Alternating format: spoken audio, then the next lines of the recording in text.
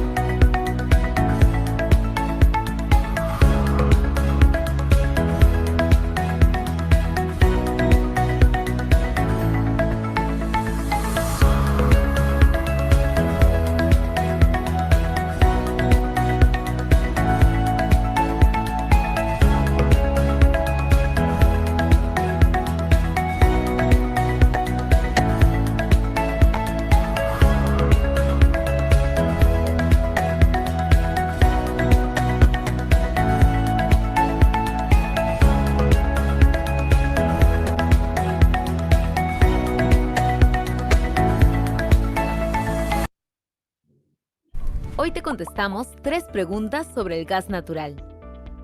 ¿Qué tanto lo usamos los peruanos y cómo nos beneficia?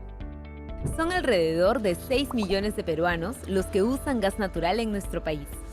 Esto supone un ahorro de casi 420 millones de dólares para sus bolsillos. Pero no es todo. Son más de 13.000 los comercios conectados a gas natural y es la fuente de energía de más de 300.000 vehículos que usan GNV.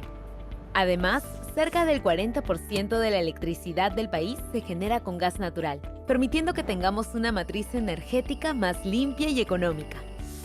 ¿Y nuestro país cómo se beneficia? En 17 años de operación, Camisea ha aportado al Estado más de 40.000 millones de soles entre impuestos y regalías. Más de la mitad del presupuesto de Cusco, la región donde se ubica el yacimiento, proviene del canon gasífero. Además, Camisea deja al Estado, entre impuestos y otros aportes, el 65% de la renta que obtiene cada año. Es decir, que de cada 100 soles que obtiene, 65 van al Estado. Las regalías pagadas por Camisea son de las más altas del mundo. ¿Y el gas natural puede llegar a todos los peruanos? Hoy el gas natural llega a 10 regiones, ya sea a través de ductos o camiones. Además, contamos con reservas de gas exclusivas para los peruanos por los siguientes 30 años. El lote 88, con mayores reservas, es solo para el mercado nacional y lo que se exporta proviene de un yacimiento más pequeño. Y en la medida en que se construyan más ductos y conexiones, se podrá llevar más gas natural para más peruanos. El gas natural genera progreso y calidad de vida e impacta en la economía, seguridad y salud de las personas.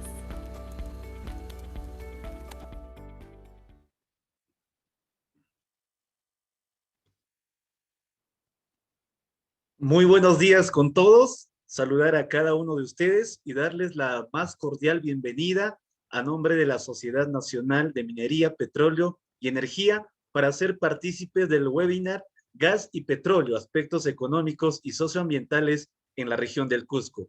Es un gusto saludarlos a cada uno de ustedes por permitirnos llegar hasta donde se encuentran a través de esta plataforma virtual.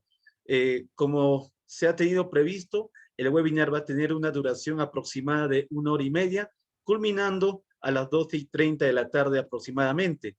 El programa que seguiremos inicia con las palabras de bienvenida de Yanin Delgado, gerente del sector de hidrocarburos de la Sociedad Nacional de Minería, Petróleo y Energía.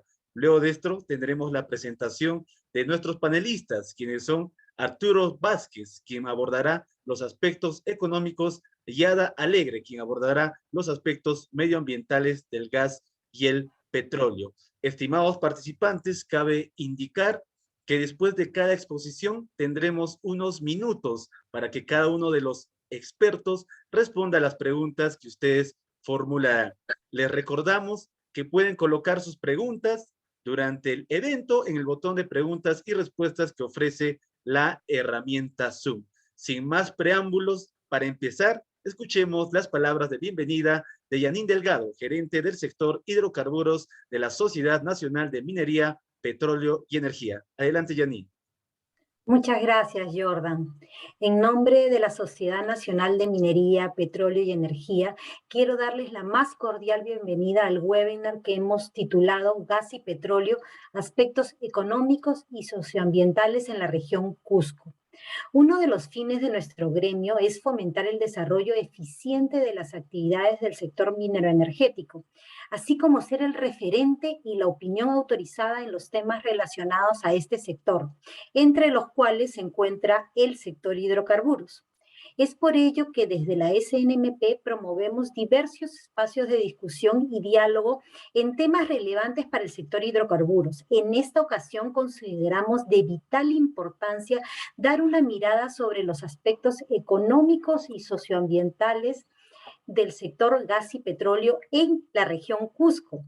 Como muchos de ustedes saben, Camisea, ubicado en la Convención, es el proyecto gasífero más importante del Perú, porque ha traído muchos beneficios para nuestro país. Es más, como ustedes ya saben, el 40% de la energía eléctrica se genera gracias al gas de Camisea, y esto es un ejemplo de todos los beneficios que tenemos los peruanos en general, ¿no? Esta mañana contamos con la participación de dos amigos y expertos que nos permitirán analizar los temas tanto socioambientales como económicos sobre las actividades hidrocarburíferas que se vienen desarrollando en la región Cusco. El día de hoy nos acompañan Arturo Vázquez.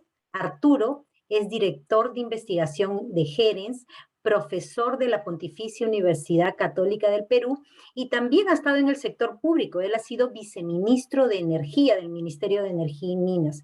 Por tanto, Arturo conoce muy bien el sector hidrocarburos.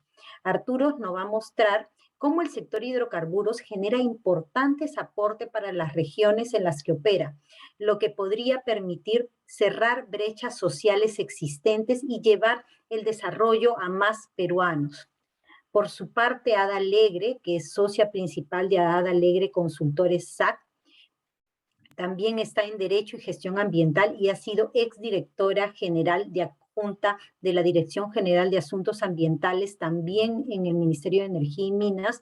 Es una experta en temas ambientales y voz autorizada en esta materia.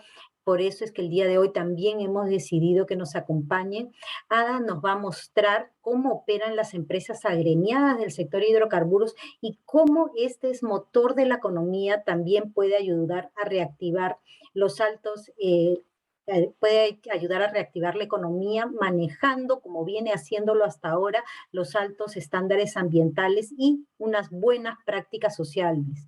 Nosotros promovemos el desarrollo de proyectos sostenibles y eso es un poco de lo que nos va a hablar el día de hoy Ada, ¿no? Estamos seguros de que los temas abordados esta mañana serán de interés de todos los asistentes y que sin duda van a contribuir con el aporte de ideas para el desarrollo del sector hidrocarburos en su conjunto. Muchas gracias. Doy pase a Jordan. Muchas gracias, Janine, por esas tus palabras y agradecer una vez más a todos quienes son parte de este webinar. Como parte del programa, ahora es un gusto presentar a Arturo Vázquez Cordano. Arturo es director general de investigación de Gerens, profesor de la Pontificia Universidad Católica del Perú y ex viceministro de Energía. Arturo se ha desempeñado también como gerente de políticas y análisis económico y gerente de estudios económicos en Osinergim, el regulador de la energía y minería en el Perú. Arturo, esta mañana nos abordará el tema gas y petróleo, aspectos económicos en la región del Cusco. Adelante, Arturo, y bienvenido. Muchas gracias, Jorgan, por la presentación y muchas gracias a los organizadores de este evento, la Sociedad de Minería, Petróleo y Energía, y también a todos los asistentes a este evento sobre el sector de hidrocarburos en la región Cusco. Tengo una presentación para todos ustedes, no sé si ya la pueden visualizar en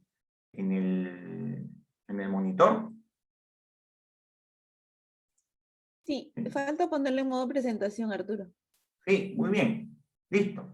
Entonces, el día de hoy tengo el agrado de presentarles el seminario sobre aporte del sector hidrocarburos a la economía nacional y regional en el Perú, con particular interés en la región Cusco. Para empezar, lo que yo quisiera explicarles es de que las tendencias mundiales en el uso de la energía nos indican de que al menos los hidrocarburos en el mundo van a estar con nosotros no menos de 40 años todavía en la matriz energética y en el portafolio de uso de la energía en el mundo. Por lo tanto, son importantes, ¿no? Como fuente de energía y un complemento a la energía renovable, que también está tomando una participación clave en las matrices energéticas de las economías del mundo. Por eso es que es muy importante, ¿no? Saber cuál es la contribución económica de los hidrocarburos a la economía peruana, ¿no? Y no descartar a los hidrocarburos como fuente de desarrollo y progreso, porque el mundo todavía va a requerir hidrocarburos. Ustedes pueden ver aquí en la siguiente diapositiva que tenemos, ¿no? un fuerte consumo de hidrocarburos que sostienen la economía peruana, ¿no?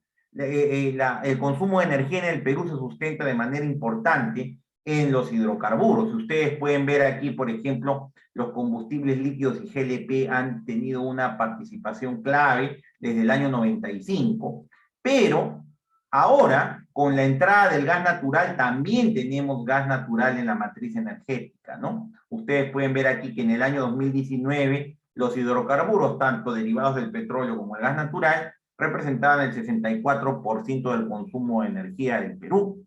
Se proyecta que en el año 2025 esta participación incluso va a incrementarse a un 75%, ¿no? Y considerando, digamos, el mayor uso del gas natural en nuestra economía. Ahora quisiera explicarles un poco cómo se gestionan los hidrocarburos en el Perú y las ventajas que ha tenido este modelo para nosotros. En primer lugar, es importante tener una línea de tiempo para tener una idea de cómo teníamos el sector antes de los cambios de los años 90. Y previo al año 90 lo que teníamos era un monopolio estatal que manejaba Petroperú, que controlaba las actividades de producción, transporte y distribución de los combustibles y abastecía el mercado interno.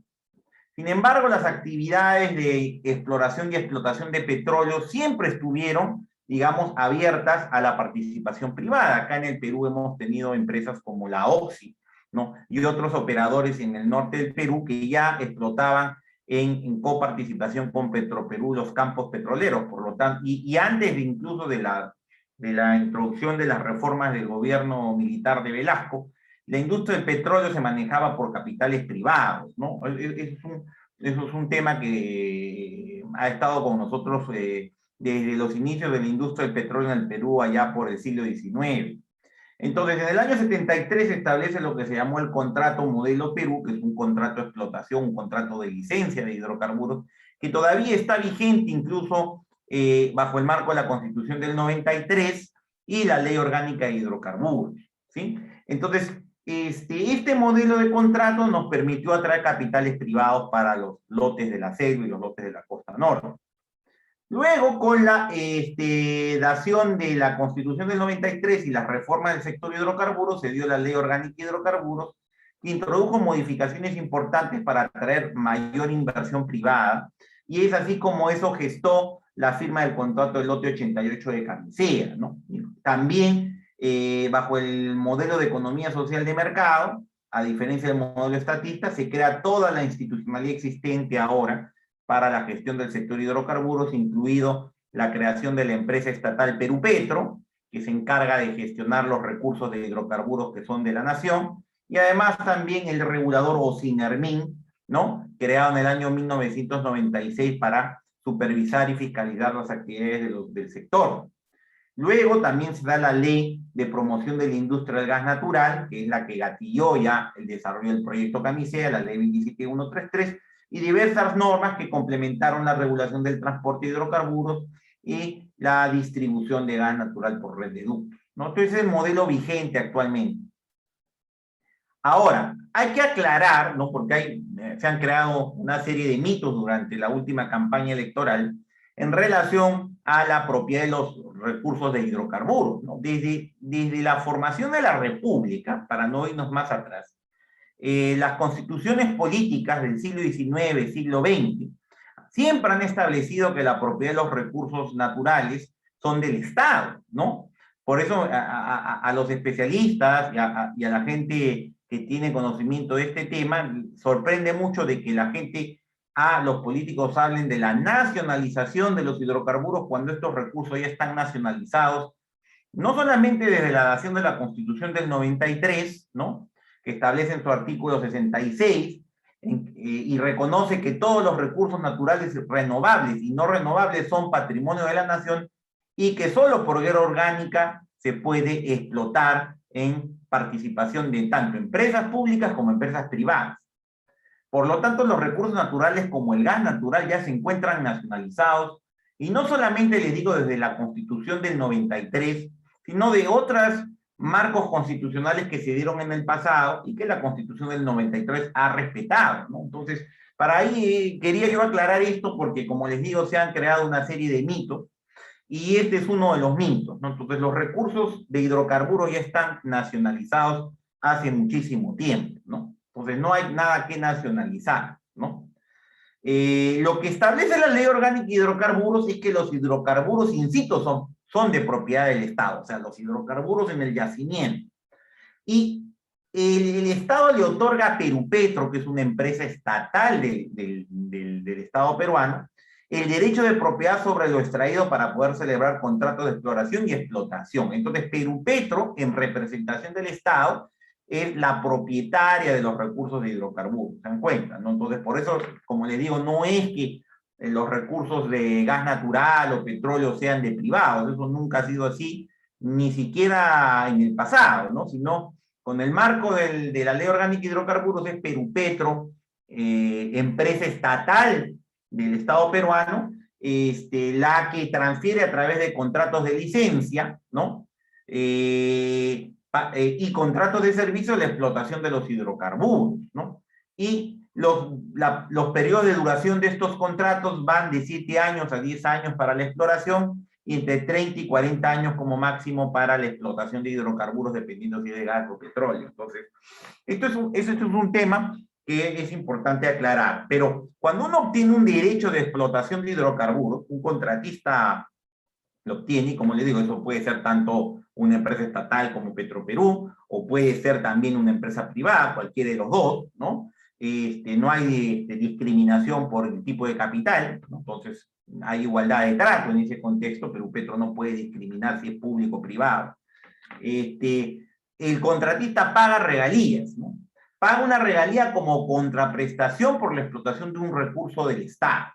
Y de acuerdo al artículo 3 del reglamento de regalías, las regalías aplican al valor de la producción fiscalizada de los hidrocarburos en función del precio de venta, ¿no?, que se cotiza en el mercado internacional, ¿no? Y ese es un poco el marco institucional que existe en el Perú. Como les digo, ¿no?, es una gestión en donde hay mucha intervención del Estado, ¿no?, y los contratistas, si estos son privados, no tienen que pagar las regalías y los impuestos y etcétera, lo cual vamos a ver que la carga fiscal generada por estas regalías, impuestos que pone el Estado, es bastante alta respecto a otros países de la región, ¿no? Entonces este es un tema importante, ¿no? Aclarado este punto, ¿no?, lo que me gustaría mostrarles es la evolución de la contribución fiscal desde el año 2002, ¿no?, desde estadísticas oficiales de la SUNAT, para que ustedes vean de que las empresas del sector de hidrocarburos, incluyendo las petroleras y las gasíferas, han contribuido de manera decidida a la caja fiscal, ¿no? Ustedes pueden ver ahí que incluso la contribución fiscal ha ido creciendo a lo largo del tiempo a medida que el modelo de hidrocarburos peruano se ha ido consolidando, ¿se dan cuenta? Estoy poniendo ahí una flechita para que vean el crecimiento. Incluso llegó a un máximo histórico en el 2012, 4.445 millones de soles en ese año. Y entre el año 2002 y 2021, la recaudación total, ¿no?, que ha generado este sector es de 46.955 millones de soles. Solamente ha habido un declive debido a la caída de los precios del petróleo en el año 2014, y también porque ha habido muchos problemas para la gestión de contratos petroleros generados por, ¿no? Los asuntos de los problemas del oleoducto norperuano, la conflictividad social en las zonas productoras, y también porque el modelo peruano ha tenido que adaptarse, digamos, a la nueva realidad del mercado, pero lamentablemente las administraciones gubernamentales no han hecho las reformas necesarias para no darle un nuevo impulso al sector de hidrocarburos y generar mayor inversión, ¿no? Porque es la inversión la que va a generar los nuevos desarrollos de petróleo. Y nuestra ley orgánica de hidrocarburos, si bien es cierto, fue un instrumento novedoso y muy bueno en su época, necesita actualizarse. ¿Cómo lo han hecho países como Colombia, Brasil, México, que han actualizado sus marcos de hidrocarburos para atraer mayor capital y poder explotar las reservas que están en el subsuelo? Eso es lo que nos ha pasado, ¿no? En realidad. Pero aún así, sigue contribuyendo de manera significativa al erario público, ¿no? Y ustedes verán aquí las regalías que han pagado los contratistas, que digamos es la contraprestación por la explotación de los recursos del Estado, los recursos de hidrocarburos del Estado, ¿no? Y vemos que las regalías venían creciendo hasta a un 23% anual, ¿no? O sea, han venido creciendo también de una manera importante durante la época del boom del petróleo, hasta que vino la caída de los precios, ¿no? Lo que en regalías han pagado los contratistas petroleros desde el 2002 hasta el 2021 es de 18.688 millones de dólares, que es equivalente a casi 55.900 millones de soles de regalías, ¿ya? Para que tengan ustedes ahí la visión completa de cuánto ha sido el aporte. Entonces, y lo que se ha repartido como canon de hidrocarburos, también ha sido una cifra muy significativa. Miren, con el modelo antiguo, que estuvo vigente hasta el año 93, con el modelo antiguo, voy a poner acá, este es el modelo estatista, no había contribución para las regiones, ¿no? Es algo impresionante, ¿no? Es a partir de la reforma que se introdujo con la Ley Orgánica de Hidrocarburos y luego con la Ley del Canon, que se dio por acá, en el año 2000, ahí se da la Ley del Canon, es que se empieza a generar mayores recursos para las regiones como el Cusco, ¿no? Entonces, es también otro mito decir que el modelo estatista es un modelo eficaz y efectivo para generar recursos fiscales, ¿no? Para las regiones productoras y las regiones bajo la influencia de la explotación de hidrocarburos. Eso es una falacia, ¿no? Ese modelo lamentablemente no funcionó en el Perú, la industria del petróleo quebró, porque hubo un mal manejo en las empresas estatales, ¿no? Subsidios abiertos a los combustibles pagados con las utilidades de las empresas estatales, corrupción, burocratización, mala gestión que no generaba prácticamente nada, ¿no? Para las regiones, ¿no? Y ustedes verán aquí que con la reforma que se hizo, ¿no? Se pudieron generar ingentes recursos fiscales, y con Camisea eso se aceleró incluso para regiones como el Cusco, ¿no? Un gran aporte fiscal que voy a mostrar al final, ¿no? Que ha generado pues un máximo de aproximadamente 4.300 millones de soles en el año 2014, fecha en que ya viene la caída del precio del petróleo y yo diría también el agotamiento del modelo peruano de hidrocarburos que requiere actualizarse, modernizarse en parangón a lo que han hecho países como Colombia o países de la Alianza del Pacífico, que han logrado atraer mayor capital privado para la explotación de hidrocarburos, ¿no? Entonces, es otro mito desmitificado, ¿no? Que se haya generado, digamos, un progreso en el época estatista, ¿no? Eso no funcionó y por eso que se tuvo que hacer el cambio, ¿ya? Entonces, entre el año 1991 y el 2020 se generaron 47.120 millones de soles para la región.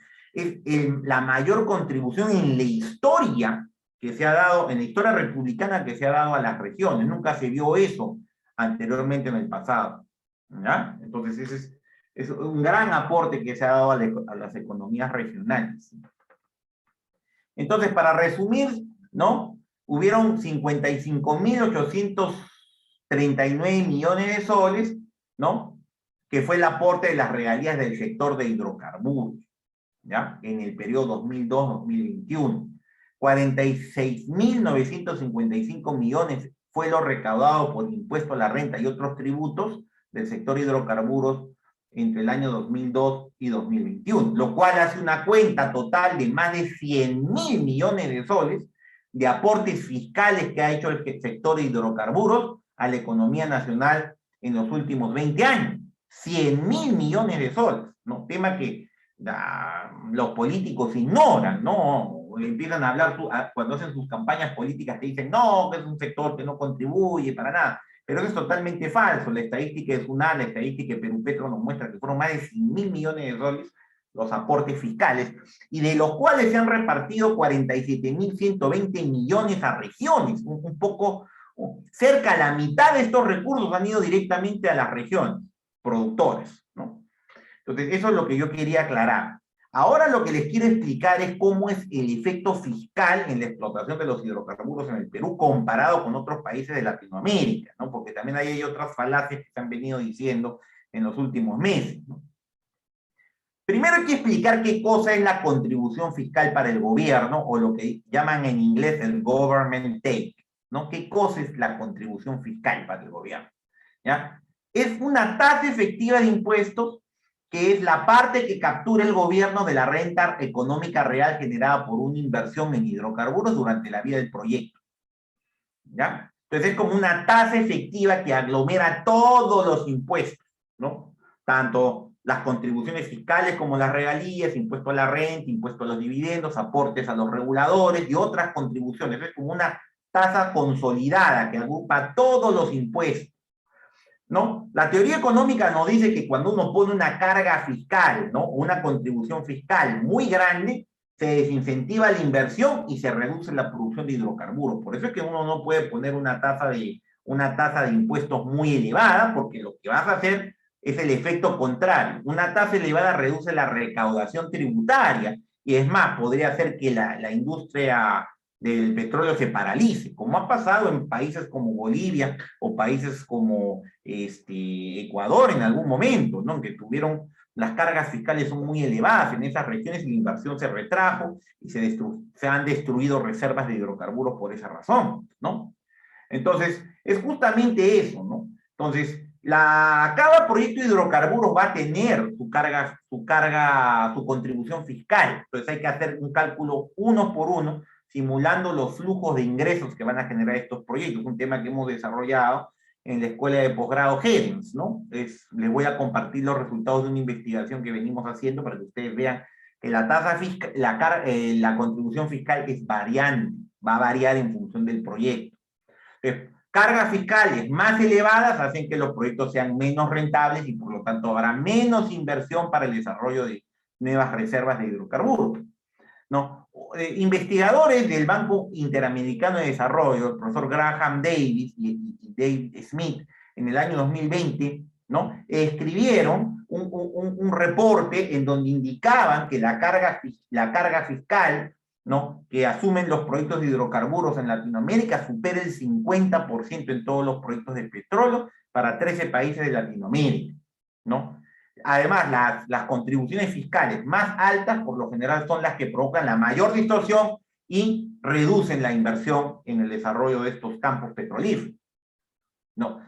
Regímenes fiscales con contribuciones muy elevadas, ¿no? Son distorsionantes, ¿no? Por eso de que ellos, ¿no? Estos investigadores recomiendan, ¿no? Utilizar, ¿no? Otro tipo de estructura tributaria que es muy parecida a la que han aplicado en países como Guyana, que tiene ahora un boom petrolero, en donde se establecen sobretasas al impuesto a la renta más que depender exclusivamente en las regalías u otras contribuciones distorsionantes. Les voy a mostrar acá el gráfico que hemos elaborado en la Dirección de Investigación de la Escuela de Posgrado Herens, en donde ustedes pueden ver, ¿no? La estimación de la carga fiscal para diferentes campos petroleros en Latinoamérica, incluso he puesto las del Perú, ¿ya? Entonces miren acá, ¿no? Tenemos aquellas cargas fiscales que tienen poca o nula inversión privada en exploración y explotación, y son en los países de Venezuela, Bolivia, en algunos países como México, que tiene todavía cargas fiscales muy elevadas, por encima del 88%, incluso Perú, hay algunos lotes petroleros en la costa norte de nuestro país que tienen regalías por encima del 35% sobre la venta de hidrocarburos. Entonces, su carga fiscal efectiva, incluyendo el impuesto a la renta y otras tasas, llega al 90%. Por eso es que la inversión en esas zonas a mí se ha retraído, ¿no? Porque las regalías son muy elevadas, ¿no? Venezuela, por ejemplo, tiene una carga fiscal del 96%. ¿Qué quiere decir eso? Que por cada 100 soles de utilidades que genera el campo petrolero, ¿no? 96 soles se los lleva el gobierno, ¿se dan cuenta? Y le deja 4 soles a los explotadores privados, ¿no? En ese contexto es bien difícil que un inversionista privado quiera invertir en esta región, ¿no? Porque casi es como que ustedes le digan, ¿no? De cada recibo por honorarios que ustedes giran, el Estado se va a llevar 90 soles y ustedes se van a llevar 10 soles a tu casa, ¿no? Entonces no va a tener mucho sentido trabajar en ese contexto y por lo tanto lo único que se promueve es la nula inversión, ¿no? Por eso es que les ponemos acá que es son regiones en donde no hay inversión. Por ejemplo, en Bolivia, en las zonas maduras gasíferas, la tasa fiscal es 93%. Entonces, es por eso que Bolivia no tiene inversión, ¿no? No tiene inversión y por eso que sus reservas han ido prácticamente al sótano, ¿no? Tenemos otras zonas que son de alta carga fiscal, que disuaden la inversión, pero no a un nivel de paralizarla, como esta zona de aquí que está en el rectángulo en rojo, que tienes Ecuador en las costas fuera, 88%, Brasil, ¿no? En el campos de Presal, en la zona en el mar Atlántico, 87%, petróleo, en Ecuador 81%, ahí tienes la reforma que hizo Colombia que bajó las cargas fiscales, por eso ahora están en más o menos 80%, pero todavía no son regiones que tengan, digamos, un incentivo extremo a la inversión. Justamente yo le pongo acá el valor mediano de la carga fiscal y luego ya está el Perú. El Perú está en un rango todavía de grado de inversión en lotes de hidrocarburos, ¿no? Según el estudio de Davis y Smith, ¿no? Es un rango entre 75% y más o menos 57%. Y ahí tienes, por ejemplo, el lote de Camisea actualmente tiene una tasa de contribución fiscal de 65% en este momento. O sea, por cada 100 soles de utilidades que genera el proyecto Camisea, 65% se la lleva el Estado y 35% se la llevan los operadores de ese proyecto, ¿sí? Cuando Camisea se agote, ¿no? El momento en que el gas natural se agote y los costos de operación suban a un 30%, esa carga fiscal incluso puede llegar a 75%, porque evidentemente a medida que uno agota las reservas gasíferas es más costoso explotar el campo y por lo tanto es más caro extraer los hidrocarburos y la carga efectiva sube porque la empresa va a tener que pagar más de sus utilidades en los costos de extracción y le va a quedar menos para ellos. Es por eso que les ponemos aquí eso también, ¿no? Justamente también ahí tienes el caso de Argentina, el caso de Brasil en los campos de Pozal, en aguas profundas, 73%, estamos por ahí, ¿no? Estamos por ahí. Y estas tasas, digamos, son todavía competitivas para poder atraer inversión. Por eso es que estamos en el rango de grado de inversión, como lo que es Argentina, lo que es Brasil ahora. Pero Argentina y Brasil han pasado reformas en sus sectores de hidrocarburos, ¿no? Reformas que han permitido regular la carga fiscal para atraer inversiones. Por ejemplo, en Argentina, que se puede transformar en una potencia gasífera, se han hecho modificaciones fiscales justamente para atraer mayor inversión.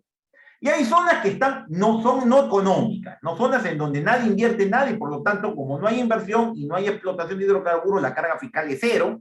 Pero es cero, ¿por qué? Porque no producen nada, ¿no? Y esas son Bolivia en la zona de frontera y México en aguas ultraprofundas, que todavía son zonas que no producen nada y que la carga fiscal es cero, ¿no? Es como que yo le pongo un impuesto del 30% a la producción de cero, por lo tanto, la recaudación fiscal es cero, ¿no? Eso es lo que no queremos en el Perú, evidentemente, porque si pasamos este nivel, no habría canon, no habrían recursos para la región, ¿se dan cuenta? ¿No? Entonces, eso es algo muy importante que hay que explicar, ¿no? La carga fiscal en el Perú está dentro del rango de grado de inversión. Si se eleva mucho, vamos a pasar a las zonas que son los patitos feos, en donde no va a venir un privado a invertir y el Estado no va a poder poner el capital tampoco porque el Estado tiene muchas dificultades fiscales, ¿no? Hay una deuda externa que se ha incrementado por el lado del COVID, hay que invertir en educación, salud, infraestructura y no invertir en dinero en proyectos tan riesgosos como lo son los hidrocarburos, ¿no? Entonces, eso es lo que yo les quería explicar y para que tengan idea de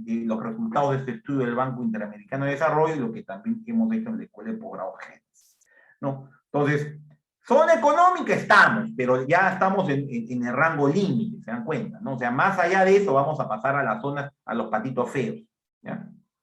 Bien. Y para que ustedes vean acá, hemos hecho una simulación de la carga fiscal del lote 88, que les interesa a ustedes en Camisea, y ese lote tiene una carga fiscal en este momento de 65%. Pero a medida que se vaya agotando el lote, ¿no? El gasto de operación va a ir subiendo, y esa carga fiscal puede llegar a 75%. Y estamos hablando de un lote que se viene explotando hace 15 años. ¿Se dan cuenta? Entonces, estamos explotando a 15 años y por lo tanto se puede ir acabando, se puede ir subiendo la carga fiscal y hacer que el proyecto sea menos rentable de explotar por un operador privado. Entonces hay que tener mucho cuidado ahí. ¿Ah? Quiero comentarles un poco de la masificación del gas natural, que también es un tema que se ha venido discutiendo últimamente, ¿no? Entonces vamos a ver esto ahora. La cadena de valor del gas natural tiene toda la industria de la oferta del gas, tienes a un suministrador tienes un operador que es Pluspetrol, ¿no? Es el operador dominante, ¿no? En el mercado, y como es un operador grande, ¿no? Tiene un marco regulatorio específico en su contrato de explotación, porque Pluspetrol tiene los precios del gas natural regulados, por si acaso, no es que el precio del gas no esté regulado, los precios tienen una regulación contractual a boca de pozo, quiere decir que hay topes a los precios en el contrato, por lo tanto, el poder de mercado que pueda tener está regulado por el contrato, y eso Perupetro siempre está observando que se cumplan los precios, ¿no? Transporte, tienes a TGP, es un transportista que lleva el gas desde los yacimientos de Camisea hacia el mercado, a Lima, Ica y otras regiones a través del gas virtual, ¿no? Da paso del transporte de gas que hace TGP, llega una planta de licuefacción de gas, una parte de ese gas se exporta y la otra se distribuye en forma líquida, ¿no? Hacia el norte y sur del país, ¿no? Y las redes de distribución que tienes concesiones regionales, está la empresa Cálida, Contugas, Quavi y Naturgy, y la operación de Naturgy, que era una empresa española, ahora ha sido tomada por Petroperú, ¿no? El consumo de gas principalmente va a la generación eléctrica, el 70% del gas va a la generación eléctrica, la industria consume casi el 20%, y el sector residencial tiene un poco consumo porque los domicilios consumen muy poco gas, muy poco gas. Entonces, ahí hay también otro mito que ahora voy a desmitificar respecto a la masificación, pero lo voy a hacer luego, ¿ya? Entonces, esa es, digamos, la cadena de valor que existe ahora, ¿ya? Y en términos de distribución de gas, ya tenemos, ¿no?, varias regiones ya conectadas al sistema de gas, ¿no? Lima e Ica son las regiones que tienen acceso de gas a través de ductos, mientras que Arequipa, Moquegua y Tacna, que tienen la concesión Petroperú ahora, tienen gas transportado en camiones, ¿no?, que llevan el gas natural licuado desde la Pampa Melchorita, cerca acá, en la zona de Ica, hasta esta región, y tienen la concesión de Quavi, que agarra 4 departamentos, ¿no? Tanto Lambayeque, Cajamarca, La Libertad y Ancash, y lleva también gas natural licuado en camiones. Piura está desarrollando una nueva infraestructura gasífera a través de la empresa Gasnor, y que va a utilizar gas natural nativo de la región Piura, ¿no? Están instalando ya el sistema de distribución, y Tumbes también ya tiene una concesión de gas natural que operará Clean Energy, una empresa también privada ahí. Entonces ya el proceso de masificación ha ido avanzando y está pendiente la concesión del proyecto 7 regiones que incorpora la región Cujo, como ustedes pueden ver ahí. Eso está, digamos, en redefinición en este momento por el lado del gobierno para ver cómo se va a concesionar esa zona, ¿no? Una alternativa es que haya un cofinanciamiento también para que un operador privado pueda tener los recursos del Estado para instalar redes. Es una alternativa, pero hay que ver otras alternativas, ¿no? O sea, está en evaluación eso justamente en la agenda del nuevo gobierno. ¿Qué cosa es lo que se tiene instalado en el Perú? 12.144 kilómetros de redes, ¿no? Se ha invertido en masificación 1.150 millones de dólares, ¿no?, en los últimos años. Hay 294.000 carros a GNB convertidos, más de 1 millón de clientes residenciales conectados, estamos a casi un 20% de cobertura, ¿no?, que se proyecta alcanzar para el año 2025, pero evidentemente eso podría acelerarse con una mayor intervención del Estado, ¿no? Porque es el Estado el encargado de poner las redes de distribución. Ahora vamos a ver el problema que tiene eso, ¿ya? Que justamente creo que lo tengo acá, ¿no? Ahora, la solución al sur siempre fue, pues, instalar un sistema de transporte, ¿no? Porque el gran problema para la masificación es que no hay ductos. O sea, gas hay de sobra, pero no hay ductos. Y uno de los temas es instalar el gasoducto surperuano, que ahora le llaman el Sistema Integrado de Transporte al Sur, que es una inversión de 4.500 millones de dólares, pero que se ha quedado trabada, lamentablemente, por un arbitraje que ha iniciado el anterior concesionario del gasoducto surperuano, y esto tiene que ser resuelto por el Ministerio de Energía y Minas, ¿no? Para poder relanzar este proyecto a través de proinversión y se pueda instalar la infraestructura, ¿no? Porque eso nos permitiría atender aproximadamente unos 900.000 hogares en la región sur, ¿no? Pero esto está pendiente de definición por el lado del Ministerio de Energía y Minas, Ministerio de Economía y Finanzas, y que esto lo promueva por inversión, ¿ya? Ese es el proyecto que está pendiente. Ahora, como les digo, la distribución y transporte de gas natural requiere una costosa infraestructura, redes de transporte y distribución, y esa es la agenda pendiente que tiene el Estado. Sin ductos físicos de transporte será muy costoso o inviable masificar el gas. Y ahí es donde viene la necesidad de que el Estado intervenga en la instalación de estos ductos, ¿no? Ese es uno de los grandes problemas. Justamente algunas alternativas que se me han ocurrido, digamos, conversar con ustedes ahora para poder acelerar el proceso de masificación, y que se haga un cambio normativo en la ley del canon, ¿no? Para que se habilite también el uso de los recursos del canon para el financiamiento y construcción de redes de transporte y distribución de gas, ¿no? Un porcentaje del canon incluso podría transferirse al Fondo de Inclusión Social Energética, FISE, para ese objetivo, aprovechando que el FISE sí también puede hacer financiamiento de obras de distribución de gas, ¿no? Otro tema que puede ayudar a la masificación es promover de que haya mayor inversión, ¿no?, en plantas de exportación de gas, ¿no?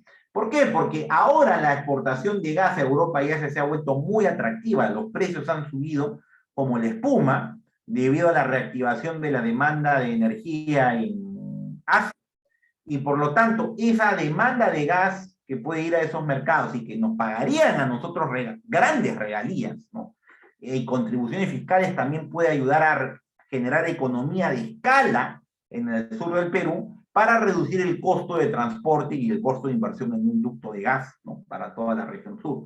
Con esa demanda se podría subsidiar la tarifa de los usuarios finales de las concesiones de distribución del sur y el propio sistema de transporte integrado de gas al sur, que ahora es el gasoducto del sur.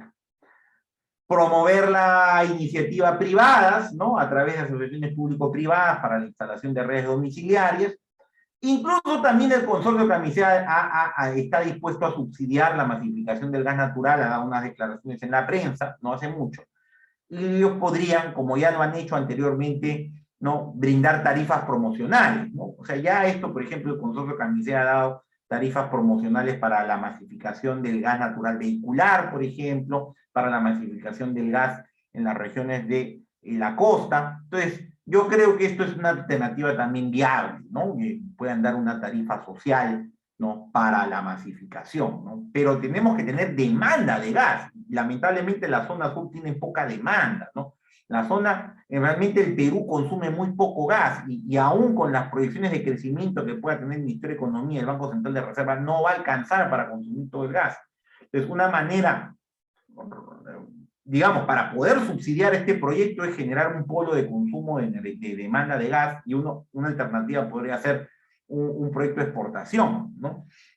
Como lo hacen varios países petroleros, ¿sabes? O sea, el tema de la exportación no debería ser un mito, porque las grandes economías petroleras son exportadoras de hidrocarburos, ahora les voy a explicar, ¿no? Y acá justamente viene el tema de mitos, ¿no? Y ahí les voy a explicar este tema. Miren, el primer mito es que el gas se exporta a un precio muy barato, ¿no? Eso es falso. ¿Por qué? Porque en realidad ya hubo una renegociación del contrato del lote 88 a través del Decreto Supremo 023 del año 2014. Se modifica el contrato del lote 88 para destinar la producción del gas al consumo interno, ¿ya? O sea, eso ya está renegociado. Y segundo, ¿no? Solamente se concentra el lote 56 para la exportación de gas. La cláusula 8 del contrato de explotación del lote 56 también fue adecuada y se establece una metodología donde se considera un precio de referencia en el punto de llegada del gas, al cual se le restan los costos incurridos en el proceso de licuefacción y todo lo que es la maquila del gas para la exportación, y se calcula el precio a boca de pozo en función del punto de destino. O sea, el gas ya no se exporta casi a México, ¿no? O sea, eso ya también se cambió, y ahora la Perú LNG exporta a Europa, exporta a Corea del Sur, a Japón, donde hay precios muy atractivos y pagan regalías bien altas por eso, ¿no? Ahora, por ejemplo, ustedes verán cómo se han subido los precios del gas, ¿no? Por ejemplo, en la zona de Japón-Corea, el mercado que le llamamos el JKM en la jerga de hidrocarburos, es el mercado de Japón y Corea. Esos precios se han disparado y la región Cusco, con estos precios, se va a beneficiar con mayor cantidad de regalías y canon, ¿no? Porque ahora el gas peruano se va a valorizar muchísimo mejor y deberíamos esperar que este año y el próximo, ¿no?, la región Cusco reciba buenas regalías, ¿no? De precios que se estaban cotizando en $5, ustedes verán aquí cómo estaban los precios del gas de $5, esos precios con la reactivación económica se han disparado, entonces es un buen momento para transformar las reservas de gas en dinero que pueda ayudar a las regiones, ¿no? Entonces es una buena noticia. Entonces, esto de acá es un mito, no se exporta a precio barato, no se cobra el precio que corresponde a cada mercado y eso lo supervisa Perupetro, ¿ya? Segundo mito, ¿no? El gas es caro y escaso porque el gas natural se exporta. Eso también es falso porque, como les digo, el gas natural tiene precio regulado en el contrato de licencia del lote 88. El GLP más bien es un combustible derivado del petróleo que se asocia a un marcador internacional. Y se ha subido el precio. Sinceramente les explico por qué. Primero porque hay una restricción logística en el mundo. El COVID-19 ha generado una disrupción en la cadena logística y hay muchos problemas para el embarque de GLP. Segundo, hay un exceso de demanda de GLP de las economías desarrolladas para calefacción, porque se avisora que el invierno que viene este año en el hemisferio norte va a ser muy fuerte y hay poco suministro de GLP, y por eso es que el precio se ha subido, ¿ya? Pero eso no tiene nada que ver con el gas ni con la exportación. Además, gracias a la exportación del gas natural del lote 56, es que tenemos más líquidos de gas para procesarlo acá en el Perú y producir aproximadamente el 79% de nuestra oferta de GLP doméstica, y solamente se importa el 21%. Eso no era así en el Perú antes. Antes el Perú importaba muchísimo más GLP, y gracias al proyecto Camisea, se ha podido tener producción doméstica, porque si no, imagínense, habría escasez física de GLP en el Perú, con todas las restricciones que hay ahora en el mercado internacional. Ni siquiera habría GLP y el precio del balón de GLP podría estar en 200, 300 soles, ¿no? Si no fuera por la exportación de gas que permite extraer más líquido para fraccionarlo en las plantas que tiene Pluspetrol en Pisco, podríamos tener escasez física de GLP y eso sería peor, ¿no? El ama de casa no tendría GLP en el Perú, ¿no? Y si hubiera GLP te costaría 200, 300 soles el balón, ¿no? Así que eso también es otro mito, ¿no? Y la exportación de gas natural no tiene nada que ver con el precio del GLP. Ahora, ¿se debe reservar el gas natural para el consumo interno? Miren, la demanda de gas para las casas, las residencias es muy baja y es imposible que el consumo doméstico pueda agotar el campo de Camisea, ¿no? Siempre nos va a quedar gas. Entonces, el consumo domiciliario, para que tengan una idea, de todo el Perú fue de 16 millones de pies cúbicos por día, que con la masificación de las importantes ciudades, si masificamos las ciudades más importantes que tienen la escala para poder poner redes de distribución, ¿no? Llegaría a 50 millones de pies cúbicos por día. ¿Cuánto produce el Perú? 1.600 millones. Y no se consumen esos 1.600 millones de pies cúbicos por día, se reinyecta el 25% al depósito de gas. 400 millones de pies cúbicos de gas se reinyectan todos los días, ¿no? Por lo cual basta y sobra gas para la masificación. masificación. Entonces, no hay un problema de disponibilidad de gas natural. El problema para la masificación del gas, como ya les he dicho, es la instalación de redes de distribución y transporte, que es una función del Estado que lamentablemente por diferentes razones no lo puede hacer más rápido, ¿no? Y esa inversión en distribución y transporte es muy cara, es muy caro poner ductos, ¿no?, en zonas tan complejas como la sierra o la selva, ¿no? El costo de instalación es mucho más caro, y por eso yo lo que pienso es que tiene que haber una coparticipación público-privada para resolver el problema. Otro tema es que, otro mito es de que hay que meter todo el gas al consumo interno. Bueno, el consumo interno no va a alcanzar para agotar el yacimiento, pero las regiones sí necesitan plata el día de hoy para financiar sus obras y financiar diferentes proyectos. Entonces hay un costo de oportunidad, ¿no? Lo que a mí me preocupa es que hay un periodo en donde los hidrocarburos todavía van a ser rentables, ¿no?, de explotar, 30 o 40 años. Si se nos pasa el tren, digamos entre comillas, esos hidrocarburos se podrían quedar en el subsuelo no generando valor alguno para la gente. Entonces ahí hay que pensar, ¿qué están haciendo las grandes economías petroleras? Exportan gas, exportan petróleo. ¿Quiénes son los principales exportadores?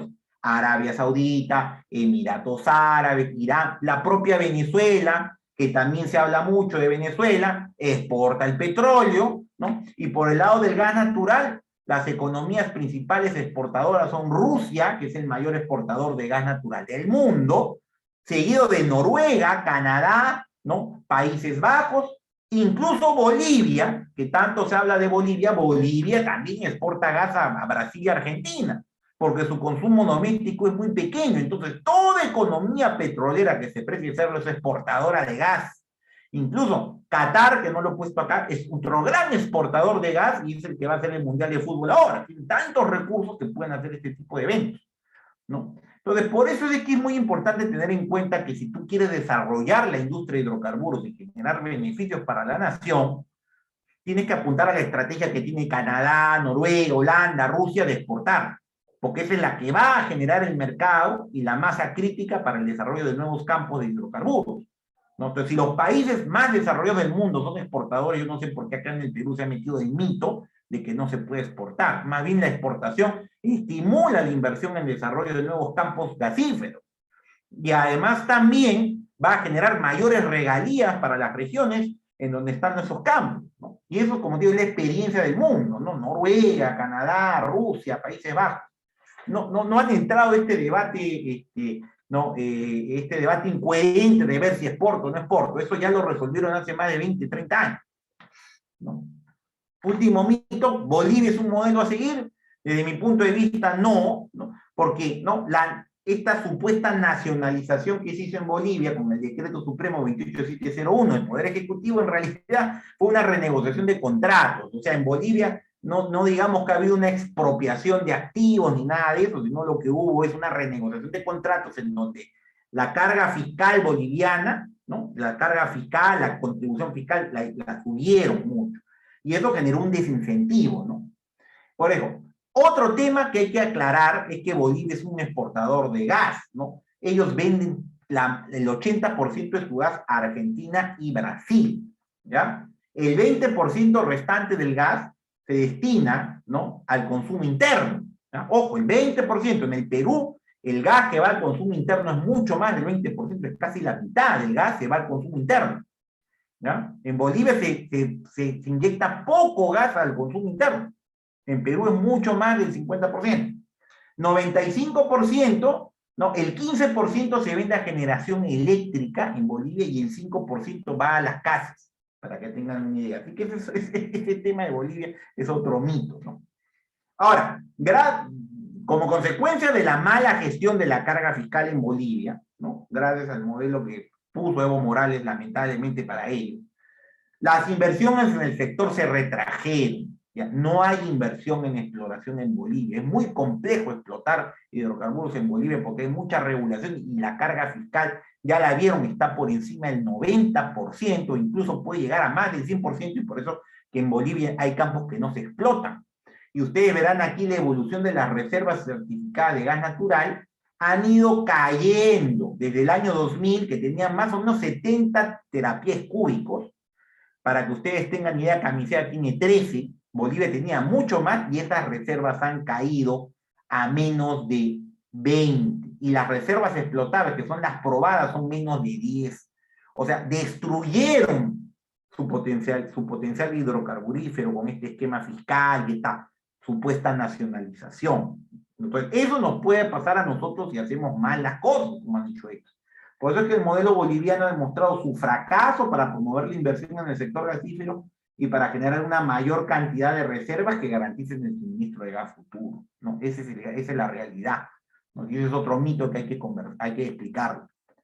Quiero terminar con los aportes del sector gasífero a la economía regional del Cusco rápidamente.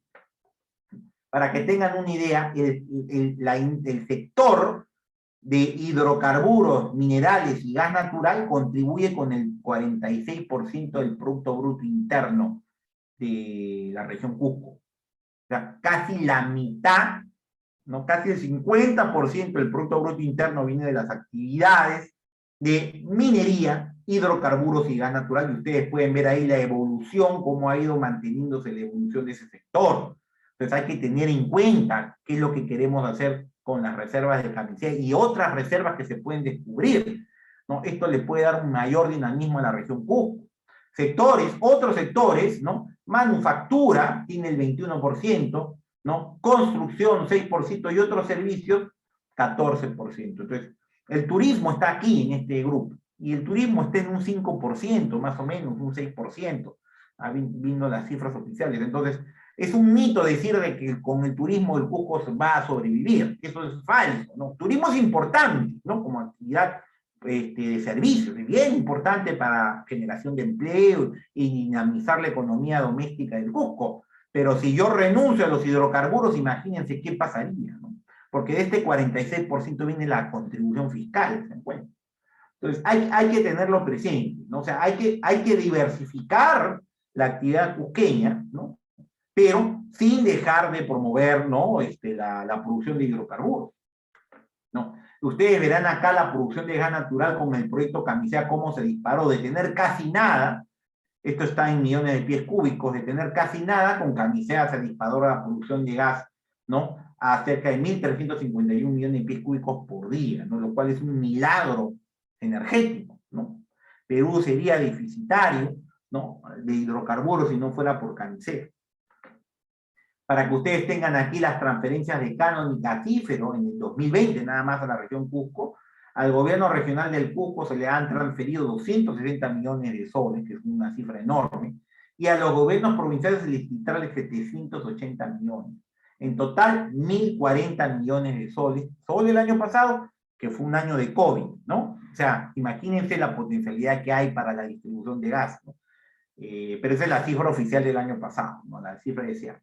La convención se llevó 447 millones, y el distrito de Megantoni se llevó 121 millones, Echarati 68 millones, Pichari 64 millones, para que ustedes tengan una idea de cómo se distribuye.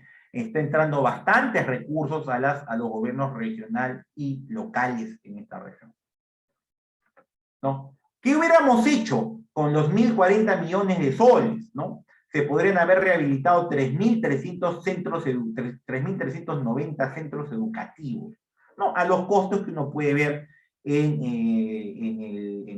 el organismo de contrataciones del Estado, ¿no? Ahí podemos calcular los costos de cuánto cuesta rehabilitar un colegio, y podremos ver, ¿no? 3.390 colegios. Instalar 924 centros de salud equipados o rehabilitar 1.027 kilómetros de vías de penetración. Eso si quieres transformar el dinero en obras públicas, ¿ya? Para que ustedes vean la ejecución del canon gasífero y petrolero, el Cusco tiene una ejecución elevada, 80% no está mal, pero 20% se devuelven al tesoro, ¿no? Y fíjense, ¿no? El gobierno regional, solamente el presupuesto de salud ha ejecutado, ¿no? 54.8% respecto al promedio nacional, que ha sido 61.8%, ¿no? O sea, ahí hay un problema de ejecución que tiene el gobierno regional. Y en el caso de educación, sí, en el Cusco se ha ejecutado mucho más respecto al promedio nacional, ¿no? Pero hay que ver también la calidad de gasto. Estas cifras no me permiten a mí ver la calidad del gasto, ¿no? Porque tengo un monto de inversión, pero no tengo la calidad de gasto. Finalmente, ¿no? Algunos proyectos derivados del sector hidrocarburos, tenemos dos que vienen desarrollándose con el gobierno regional del Cusco, por si acaso. Y uno que tiene el gobierno regional del Cusco y que me parece que no le han dado mucha difusión en los medios de prensa, es el proyecto de la planta de fraccionamiento de GLP, que se llama la planta Quepachato, ¿ya? Que se encuentra en lo que es la etapa de elaboración del expediente técnico. Se supone que este proyecto que está, ¿no? promovido por el gobierno regional del Cusco y que no sabemos cuándo se va a construir, hay que preguntar a las autoridades del gobierno regional, se supone que permitiría abastecer con 1.500 barriles de GLP a toda la región sur, ¿no? Y oriente. Y hay un proyecto de estaciones de servicio de GNB, que ha sido un proyecto con coparticipación del sector privado, está la empresa Plus Petrol, Lima Gas, que está instalando estaciones de GNB en el Cusco, gas natural vehicular, que ya tienen una instalada, que se puso el año pasado, y vienen dos más para el año 2022. ¿No? Y hay 600 vehículos convertidos a GNB en el Cusco. Y otro proyecto que vienen haciendo desde el consorcio Camisea, que ustedes pueden verificar, es una electrificación rural para el Bajo Urubamba, ¿no? Para electrificar a 7.500 pobladores a lo largo de la línea de electrificación que va desde Cepagua hasta Timpía. Ese es otro proyecto que se viene desarrollando para conectar a comunidades nativas. Bien, eso es todo lo que tenía para el día de hoy. Les agradezco por su atención y quedo atento a cualquier pregunta que hubiera. Muchas gracias, Arturo, por la importante exposición que nos has hecho llegar. Pues es fundamental resaltar la importancia del sector de hidrocarburos en el desarrollo de nuestro país. No solo porque de todas las fuentes de energía que consumimos los peruanos, los hidrocarburos representan el 64%, sino también porque cada vez es más importante su aporte al PBI, ubicándose por encima incluso del sector eléctrico, saneamiento y pesca. Una vez más, muchas gracias, Arturo, por esta importante exposición, y justamente a raíz de la misma se han generado algunas interrogantes por parte de nuestro público presente, que a continuación te lo haré llegar para que pueda tener la respuesta. La primera pregunta que nos formulan nuestros amigos presentes es: ¿cómo se han comportado las devoluciones tributarias en el sector de hidrocarburos y gasífero, Arturo? Perdón, ¿puedes repetir la pregunta? No te copié bien. Claro que sí, con mucho gusto. ¿Cómo se han comportado las devoluciones tributarias en el sector de hidrocarburos y gasífero en nuestro país?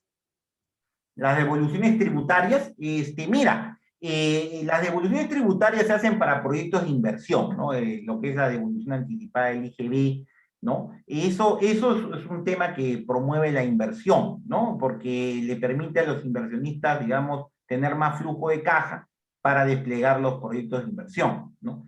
Como estamos hablando de lotes, por ejemplo, el lote 58 y 56, que ya son lotes que ya invirtieron y ya están activos, ¿no? Ya esas devoluciones han ido reduciendo, ¿no? Porque estamos hablando de campos de gas que vienen operando desde hace unos 10 o 15 años, ¿no?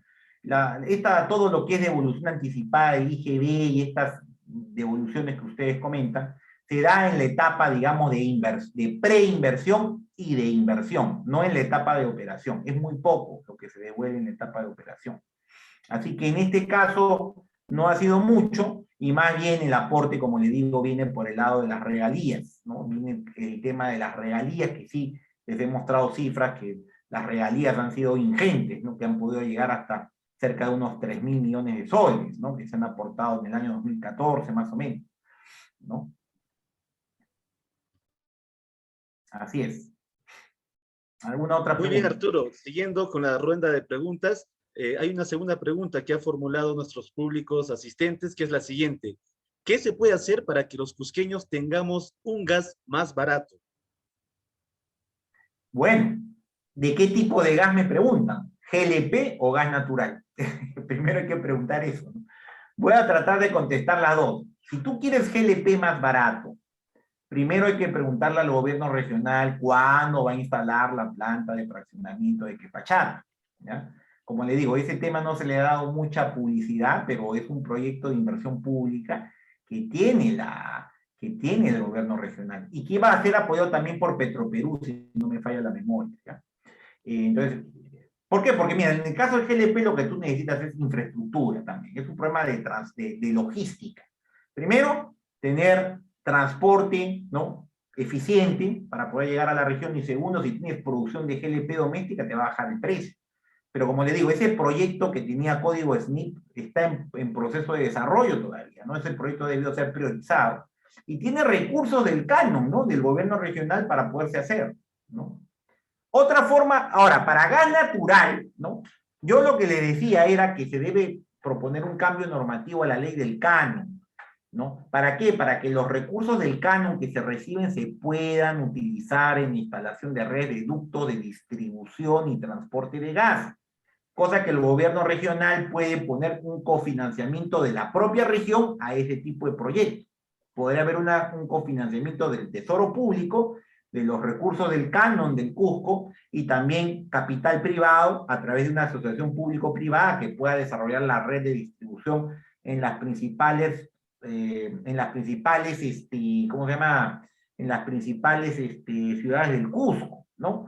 Ahora, ese es para el gas domiciliario. Otra alternativa que se me ocurre para poder llevar gas más barato es lo que llamamos llevar gas por cable, ¿no? O sea, es decir, yo puedo utilizar el gas, transformarlo en una planta eléctrica, ¿no?, quemar el gas para producir electrones y ponerlo a disposición de las familias con una tarifa promocional, ¿no?, que se hace en algunos países, ¿no? Porque hay que ser sinceros, llevar el gas a cada pequeño pueblo o centro poblado del Perú es imposible por los costos, ¿no? Hay poca demanda en estos pueblos, ¿no? Y llevar ductos es muy caro, no alcanzaría, no, todo el PBI peruano no alcanzaría para poder llevar a cada centro poblado, es imposible, ¿no? No es viable.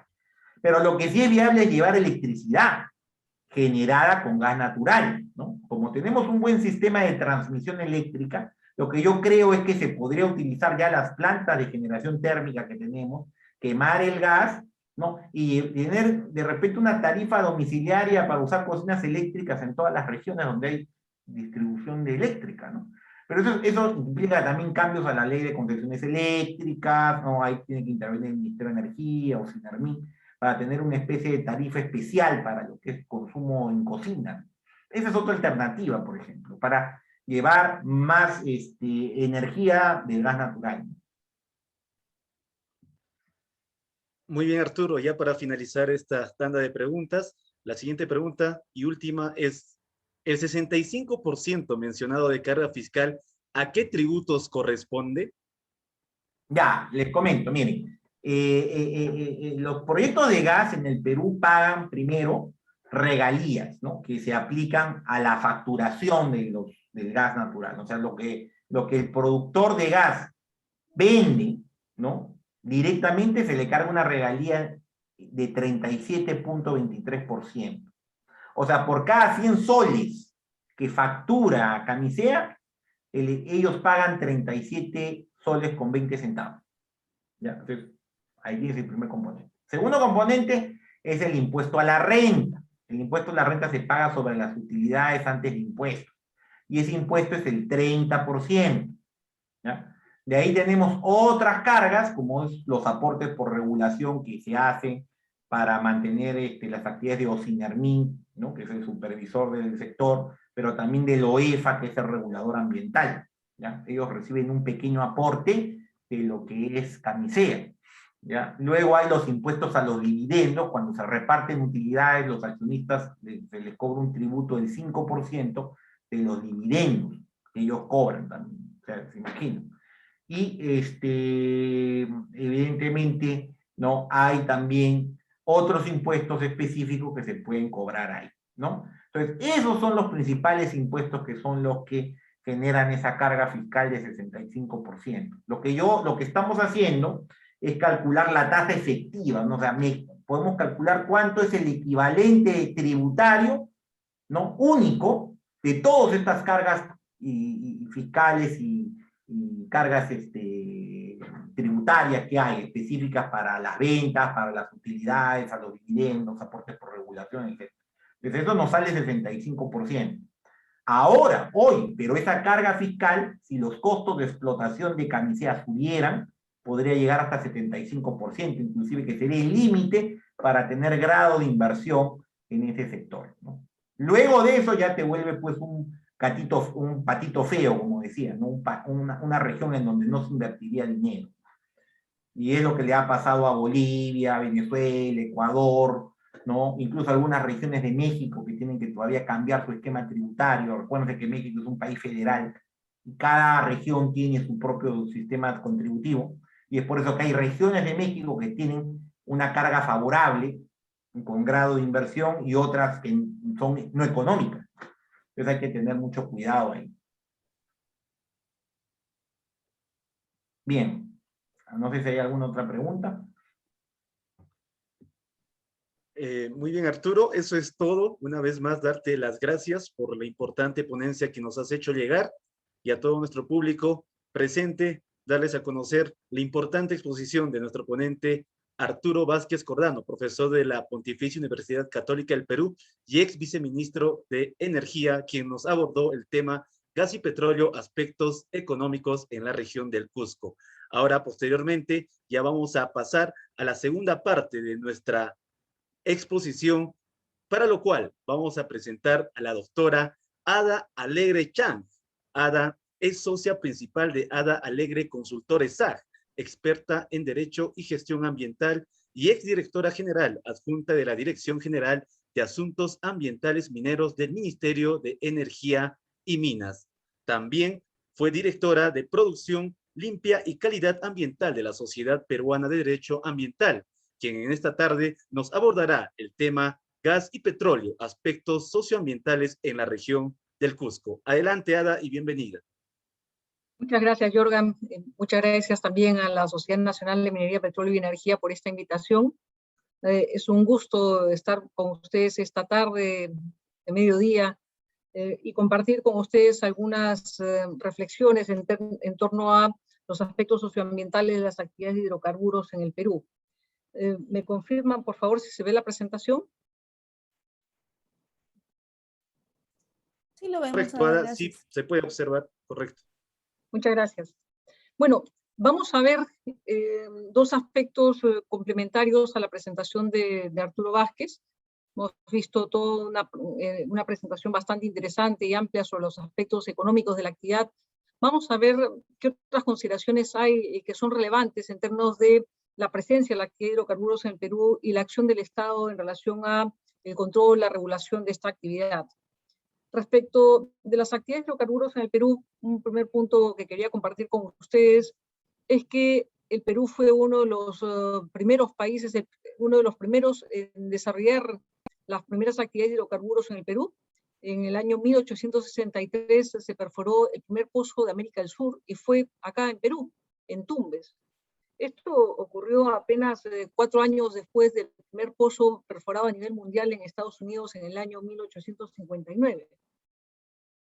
Este pozo empezó a producir 60 barriles de petróleo y tenemos también algunas cifras que compartir. El año 2019, por ejemplo, Perú tuvo 53.000 barriles día de producción durante todo el año 2019, en promedio.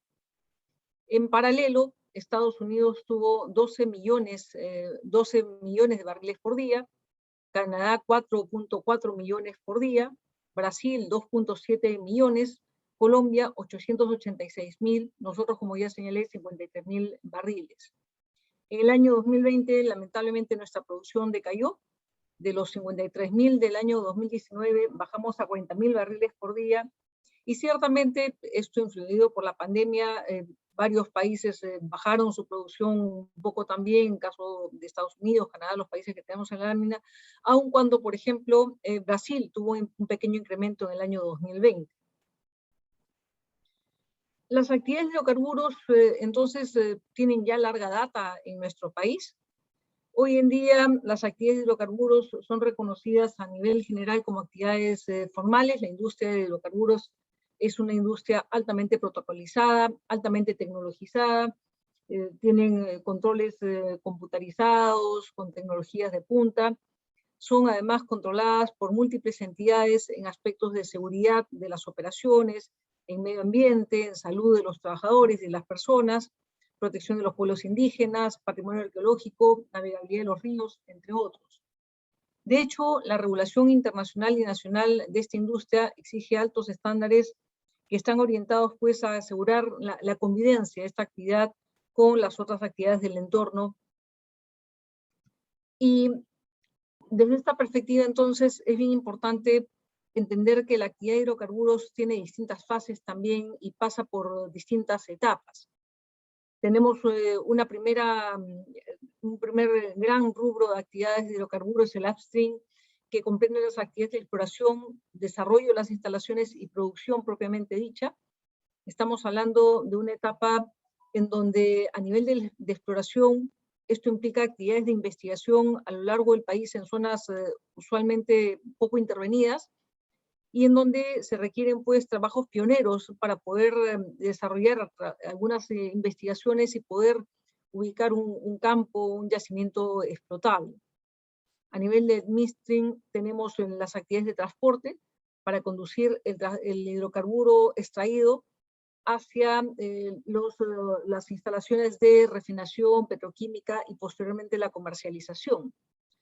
Todo esto hoy día acompañado en sus distintas etapas por actividades de abandono, ¿no? Ya desde la década de los 90 es claro que el Perú tiene una política bastante particular en relación a la protección ambiental, una política que obliga a cualquier inversionista en actividades de hidrocarburos y de cualquier otra en realidad a desarrollar sus actividades, nuevamente hablando de hidrocarburos de exploración, de explotación, de refinación, con protección ambiental, y no solamente con protección ambiental durante la actividad en sí misma, sino al término de la actividad. Ninguna actividad económica hoy día puede concluir sin las medidas de abandono, de remediación ambiental correspondientes, ¿no? Y eso es una clara política del Estado peruano durante los últimos 30 años. La actividad de hidrocarburos también es una industria de largo plazo, es una industria que legalmente tiene una fase de exploración de 7 años, extendible hasta 10 más, para la prospección sísmica, la perforación exploratoria, y en fase de explotación y producción puede tener contratos de hasta 30 años y hasta 40 para gas, 30 años para petróleo, 40 para gas, y los cuales evidentemente están sujetos a todos los requisitos que establece el Estado para desarrollar la actividad. De hecho, una particularidad de los contratos de hidrocarburos es que tienen un plazo legal, es decir, la actividad concluye cuando vence el plazo, no necesariamente cuando se agotaron los recursos. La actividad de hidrocarburos, como toda actividad económica, y no solo económica, en realidad toda actividad humana, tiene la potencialidad de generar impactos ambientales en el entorno. De hecho, el simple hecho de existir conlleva la potencial generación de impactos ambientales porque alteramos el lugar donde vivimos, generamos residuos. Bueno, lo mismo ocurre con una industria de hidrocarburos.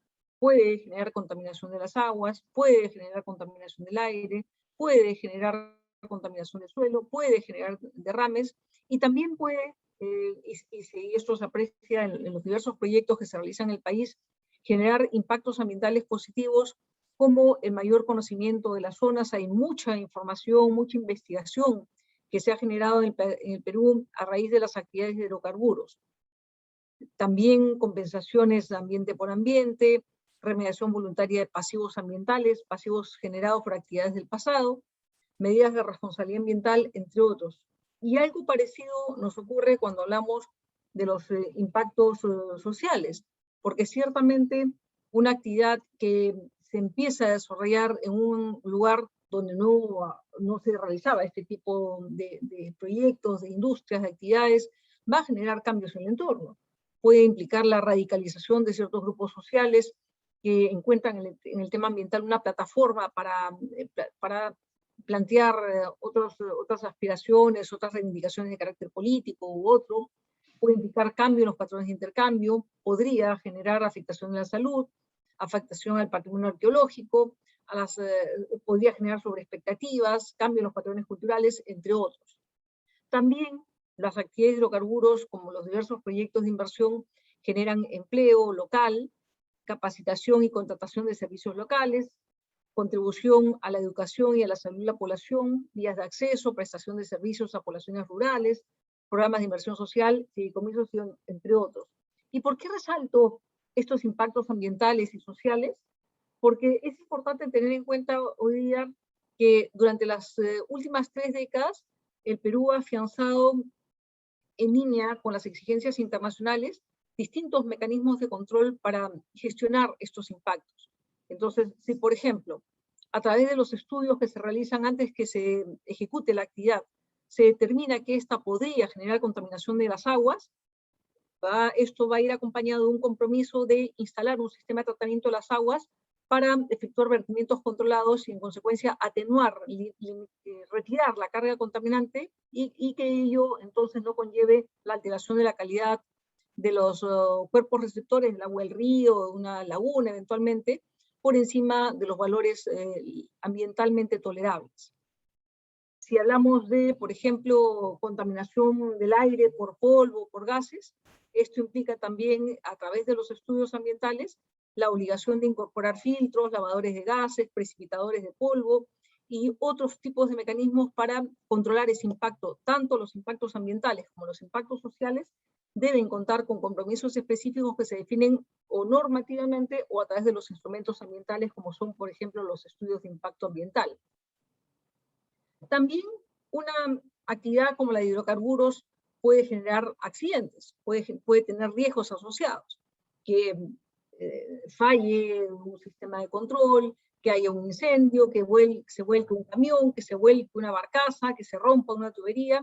Y frente a eso, también la normatividad ha establecido distintos mecanismos para el control de los riesgos, para la gestión de los riesgos, que implican medidas de prevención, de control, de mantenimiento, preventivamente, y también medidas correctivas en caso de que ocurra algún incidente como los que estamos viendo en pantalla. Todo esto es parte de lo que hoy día se agrupa dentro de lo que se conoce como el estudio de impacto ambiental. El estudio de impacto ambiental es el instrumento por excelencia que determina las acciones integrales para gestionar un proyecto de inversión, que evalúa las condiciones previas a la intervención del proyecto, las condiciones de línea base, que es lo que había antes de que se haya intervenido el lugar para desarrollar el proyecto. Implica evaluar a detalle la descripción del proyecto, que va a comprender la apertura de accesos, va a comprender plataformas, va a comprender instalaciones de refinación, tanques de almacenamiento. Todo eso se evalúa en esta descripción del proyecto y luego se cruza ambas informaciones. Se cruza cada componente del proyecto, cada instalación del proyecto con el lugar donde se va a instalar, y a partir de ese cruce se identifican los impactos que se podrían generar, tanto impactos ambientales como impactos sociales, y aquí viene el corazón del estudio de impacto ambiental, la construcción de los compromisos.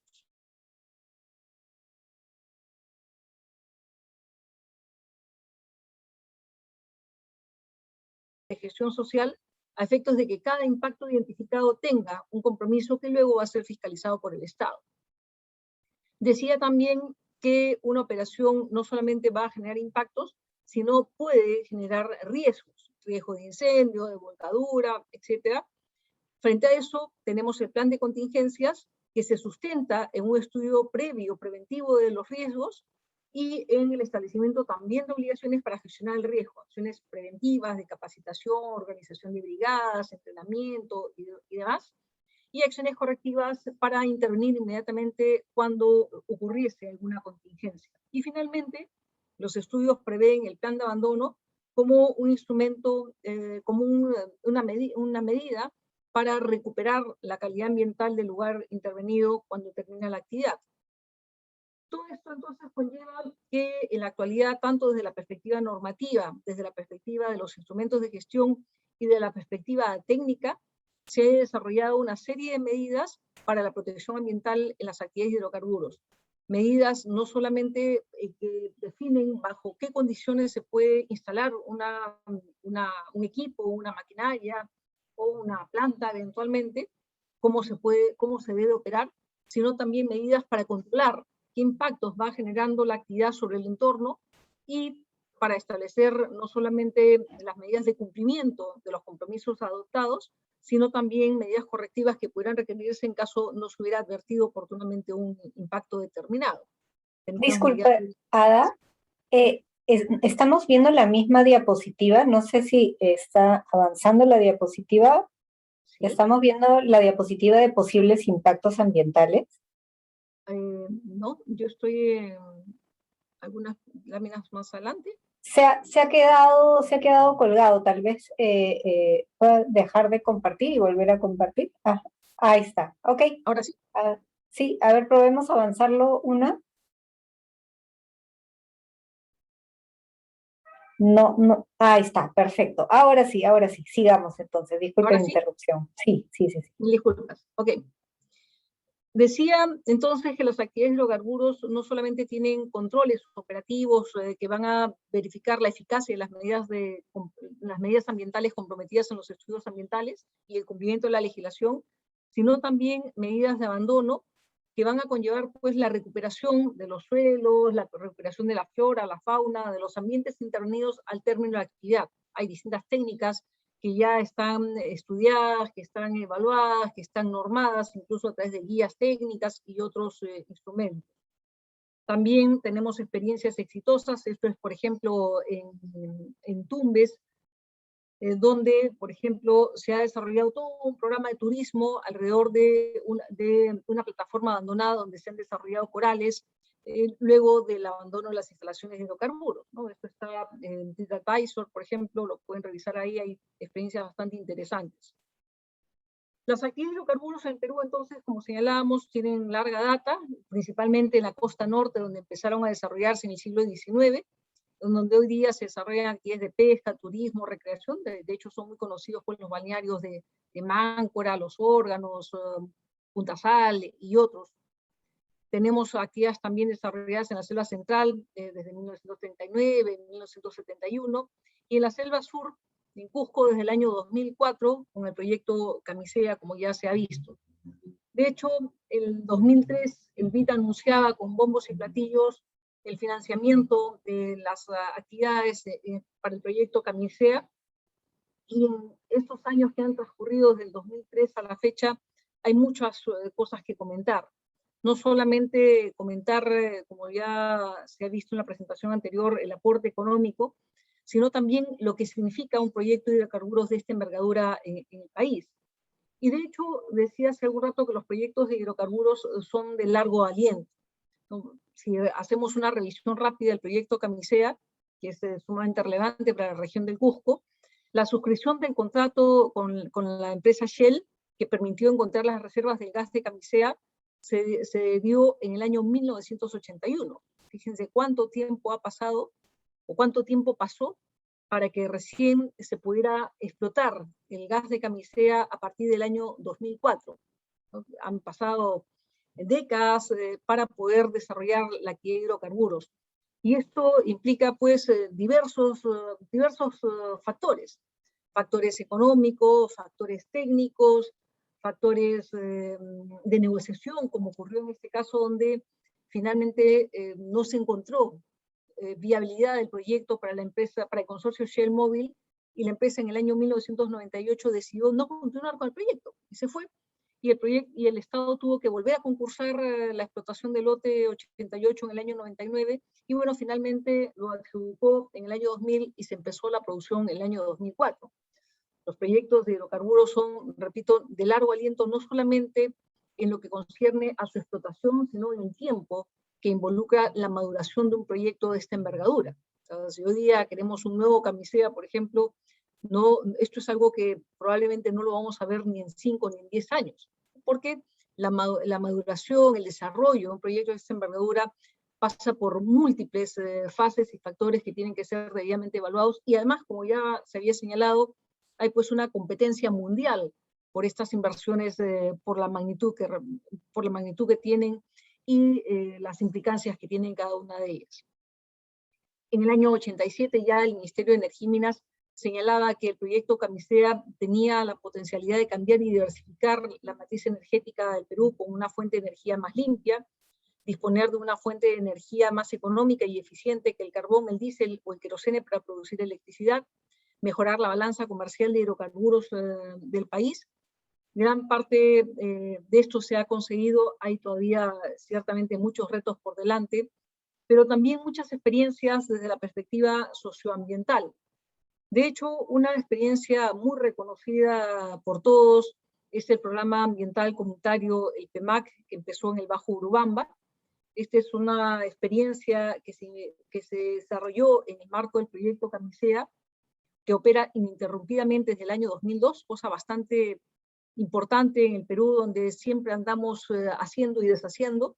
Esa es una experiencia altamente exitosa que ya tiene pues prácticamente 2 décadas de experiencia. Está conformado el programa por 22 monitores de 9 comunidades nativas y 2 asentamientos de colonos para hacer supervisión en los lotes 56 y 88.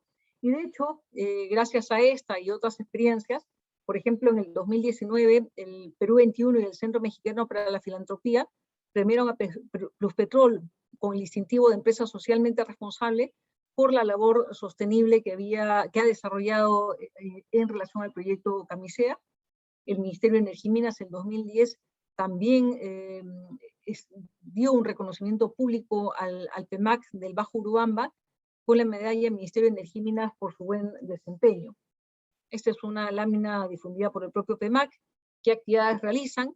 Monitoreo ambiental del derecho de vía, plataformas, campamentos volantes, tránsito fluvial y ruido, monitoreo social en comunidades y asentamientos rurales, vigilancia comunitaria sobre incidentes ambientales y sociales, reporte diario de informaciones e incidentes, tienen comunicación abierta con las autoridades fiscalizadoras y ellos tienen la capacidad, pues, no solamente logística para recorrer las actividades del proyecto Camisea, sino también la logística necesaria para hacer consultas a equipos técnicos que los respaldan y también acceso a las autoridades de fiscalización para que puedan entrar a supervisar en caso lo consideren relevante.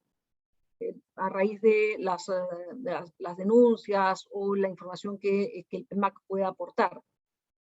Información a las comunidades, promueven el manejo de residuos sólidos en las comunidades, el manejo de telonios acuáticos, coordinaciones con las instituciones, entre varios otros tienen capacitaciones permanentes, asistencia técnica desde que se formó el PEMAC. Es un proyecto realmente bastante interesante que además luego dio lugar a que esta exigencia, el monitoreo ambiental comunitario o la vigilancia comunitaria sea incorporada en la legislación peruana desde el año 2008.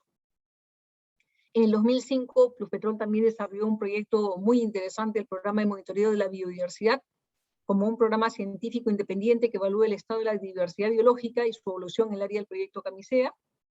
Este programa investiga, registra y preserva más de 2.200 especies terrestres y acuáticas y diversidad de insectos. Utiliza imágenes espaciales, fotografías aéreas, 4 satélites, entre ellos el Landsat, utilizado por Google y Apple para la creación de sus mapas.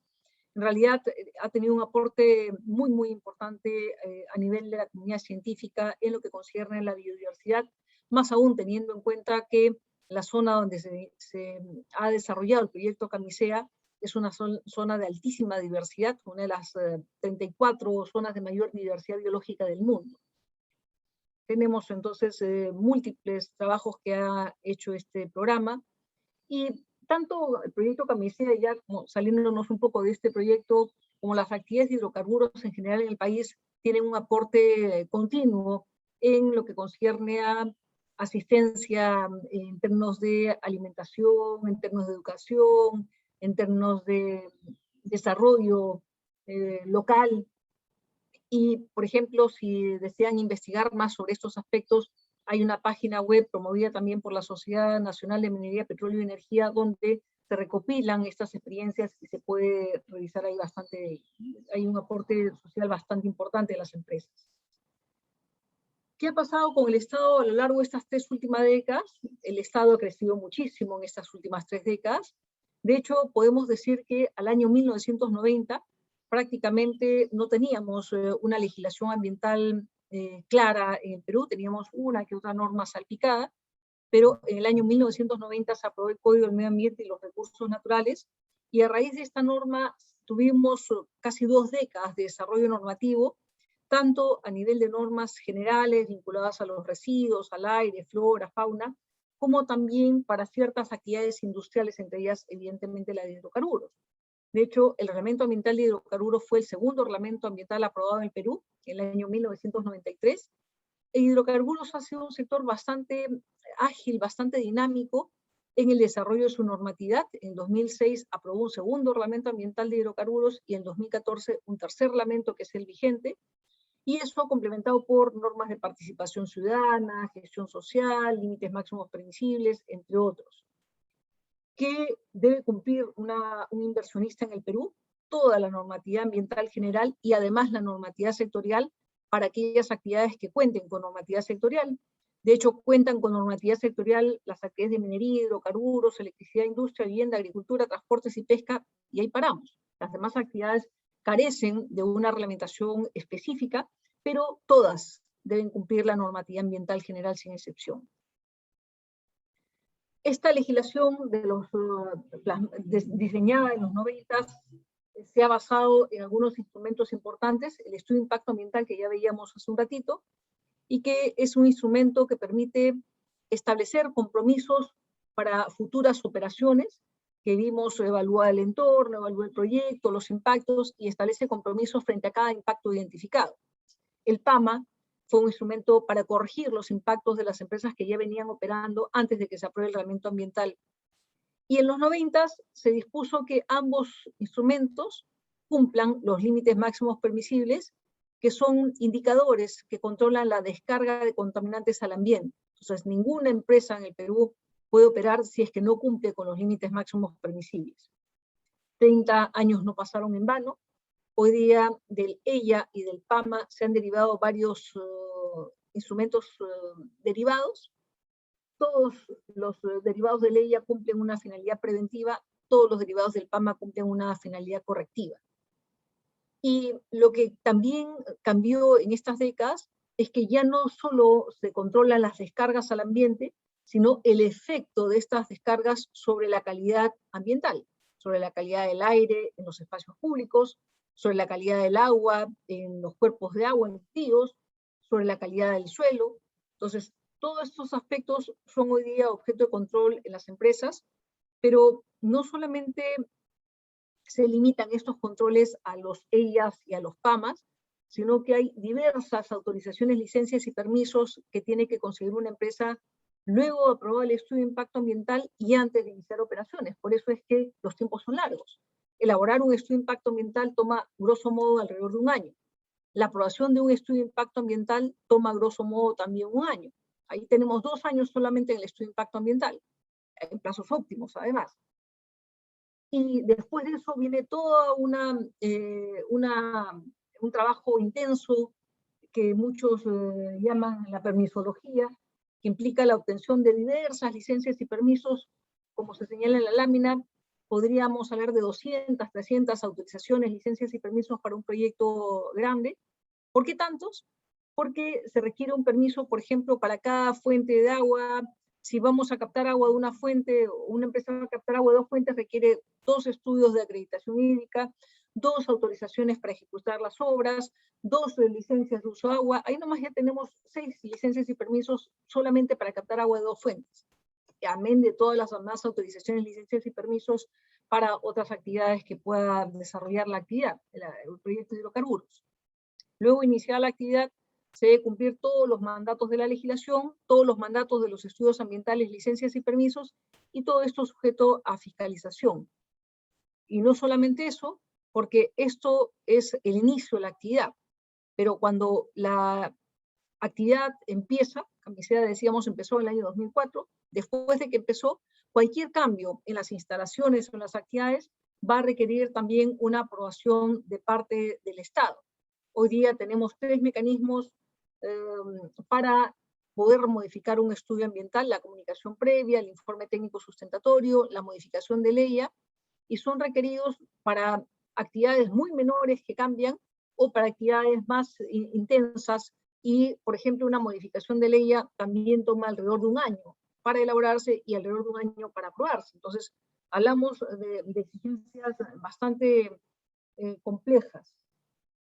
También la legislación peruana evidentemente regula aspectos que pueden ser sensibles.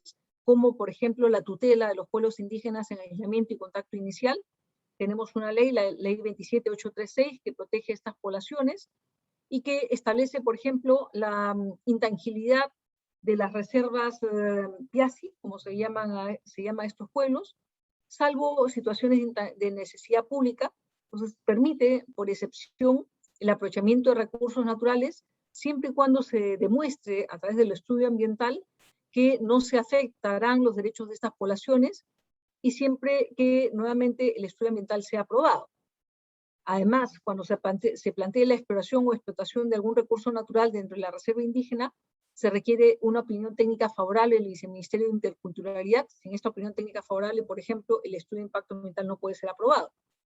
En el marco de esta regulación, las empresas han implementado modelos de mínima intervención y contacto. En los EIAs se evalúa la reducción al mínimo de la actividad, particularmente en estas áreas de pueblos PIASI, planes de contingencia antropológicos para saber cómo interactuar y siempre a través de interlocutores locales, nunca directamente, protocolos de relacionamiento, programas de vigilancia participativos, fondo social, entre varias otras actividades. También tenemos una legislación muy detallada de protección de las áreas naturales protegidas en el Perú. Por ejemplo, Machu Picchu es un área natural protegida también. Tenemos acá la ley 26834, su reglamento del año 98, que le dan al CERNAM, al Servicio Nacional de Áreas Naturales Protegidas por el Estado, que es un brazo del Ministerio del Ambiente, la rectoría para todo lo que se pueda realizar en un área natural protegida. El CERNAM es la entidad que dirige todo lo que tenga que ver con las áreas naturales protegidas y, por ejemplo, aprueba pues un plan director que gestiona, que planifica toda actividad que se pueda realizar en un área natural protegida, y cualquier actividad de hidrocarburos que se vaya a realizar en un área natural protegida o en su zona de amortiguamiento va a tener que alinearse a los requerimientos, a las normas del CERNAM, al plan director, al plan maestro de cada área, y se va a tener que conseguir una compatibilidad antes de poder suscribir un contrato de hidrocarburos, e incluso una opinión técnica favorable antes de que se pueda aprobar un estudio de impacto ambiental, sea para actividades de exploración o de explotación de hidrocarburos. Participación ciudadana también es algo muy importante en el ámbito de la protección ambiental.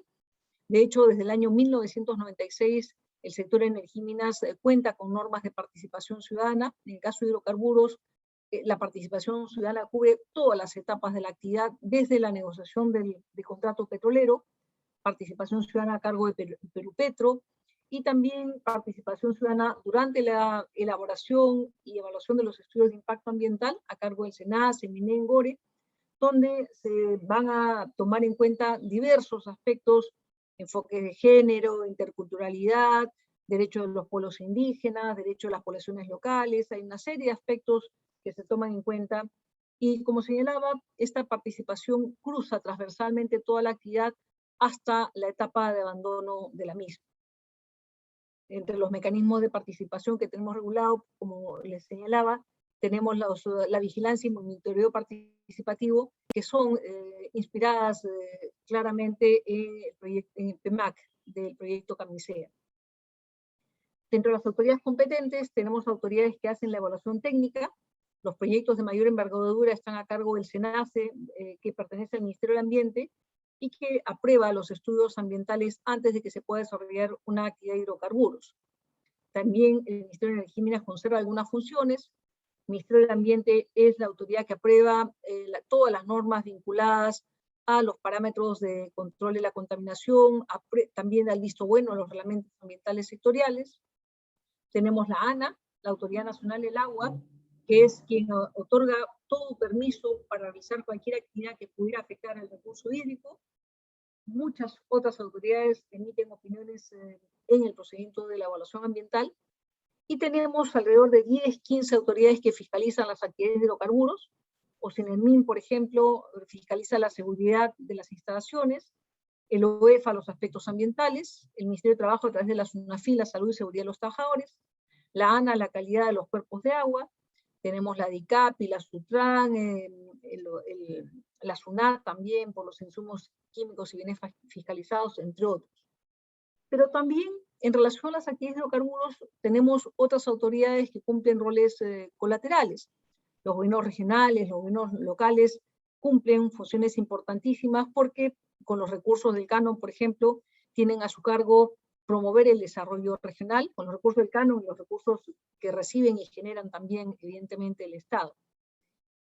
Tienen a su cargo el desarrollo regional, la infraestructura pública regional es también competencia de los gobiernos regionales, brindar asistencia a las municipalidades, promover la generación de hospitales, de carreteras, todo eso es parte de la competencia regional y, como señalaba, parte de estas funciones, gran parte de estas funciones debe desarrollarse con los recursos del canon que reciben también de la industria de hidrocarburos. Los gobiernos locales, a su vez, tienen a su cargo los servicios públicos, el saneamiento, el agua potable, la limpieza pública, el manejo de residuos sólidos, el transporte local, todo eso es competencia de las municipalidades. El OEFA, el Organismo de Evaluación y Fiscalización Ambiental, es un brazo del Ministerio del Ambiente y tiene oficinas descentralizadas en diversas regiones del país, en diversas ciudades, en Cusco, por ejemplo. Y el OEFA es la autoridad que fiscaliza las actividades de hidrocarburos desde el año 2010. Y estas actividades, por ejemplo, son planificadas todos los años a través del PLANEFA, un Plan Nacional de Evaluación y Fiscalización Ambiental, en el que, por ejemplo, para el 2021 se han previsto 4.879 acciones de fiscalización a cargo del OEFA en las actividades de hidrocarburos.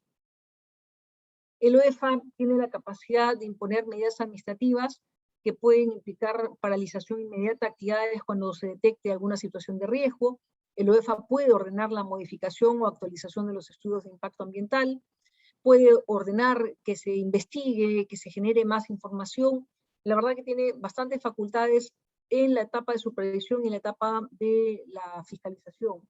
Puede poner sanciones de hasta 30.000 UITs. Evidentemente no en todos los casos se va a poner 30.000 UITs porque hay un principio de razonabilidad, de gradualidad en la sanción en función de la falta cometida. Y finalmente el OEFA también está premunido de mecanismos para canalizar la vigilancia ciudadana. El OEFA dirige el SINADA, el Sistema Nacional de Denuncias Ambientales, a través del cual tiene un canal abierto para la recepción de denuncias a cargo de la población.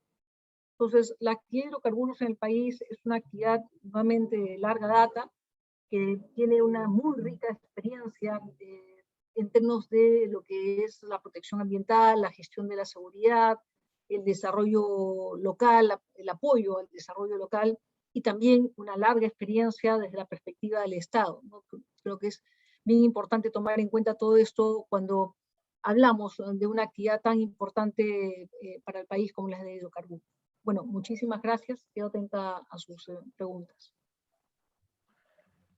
Muchísimas gracias, Ada, por la importante exposición que nos ha dado a conocer en esta tarde. Es importante recalcar que siempre la actividad, en este caso de hidrocarburos, va de la mano con la actividad socioambiental. Y justamente en torno a ello se han suscitado algunas interrogantes que permíteme transmitírtelas, Ada. La primera pregunta de nuestro público asistente es la siguiente. Camisea se encuentra en una zona donde habitan pueblos originarios y cerca están también las poblaciones no contactadas. ¿Cómo manejan los problemas socioambientales en este sector? Bueno, Camisea tiene diversos compromisos en la perspectiva de lo socioambiental, no solamente compromisos con las entidades que financiaron el desarrollo del proyecto, sino también tiene la obligación de cumplir los diversos mandatos legales que se han establecido en la normativa que he señalado, y también tiene que cumplir los compromisos ambientales que están plasmados en sus estudios ambientales. De hecho, un aspecto muy importante para Camisea ha sido también, como señalaba, el PEMAC, que viene operando desde hace 20 años, y que no solamente está a cargo pues, de la población local, uno podría decir qué tanta experiencia pueden tener esto, porque desde el comienzo han tenido, por ejemplo, el apoyo técnico de ProNaturaleza, que es una entidad, una organización no gubernamental, que cuenta con equipos técnicos en todo lo que concierne al manejo de la biodiversidad. Entonces, los compromisos socioambientales de Camisea son enormes, tanto vuelvo a reiterar, en lo que concierne a los compromisos internacionales asumidos con las entidades que financiaron el desarrollo del proyecto, como el BID, por ejemplo, compromisos derivados de la legislación peruana, compromisos derivados de sus estudios ambientales, compromisos también derivados de los acuerdos que han venido gestionando con las poblaciones locales. Son amplios los compromisos. Perfecto, clarísimo. La segunda interrogante es la siguiente, Ada. ¿Quién asegura que las empresas cumplan con las normas ambientales?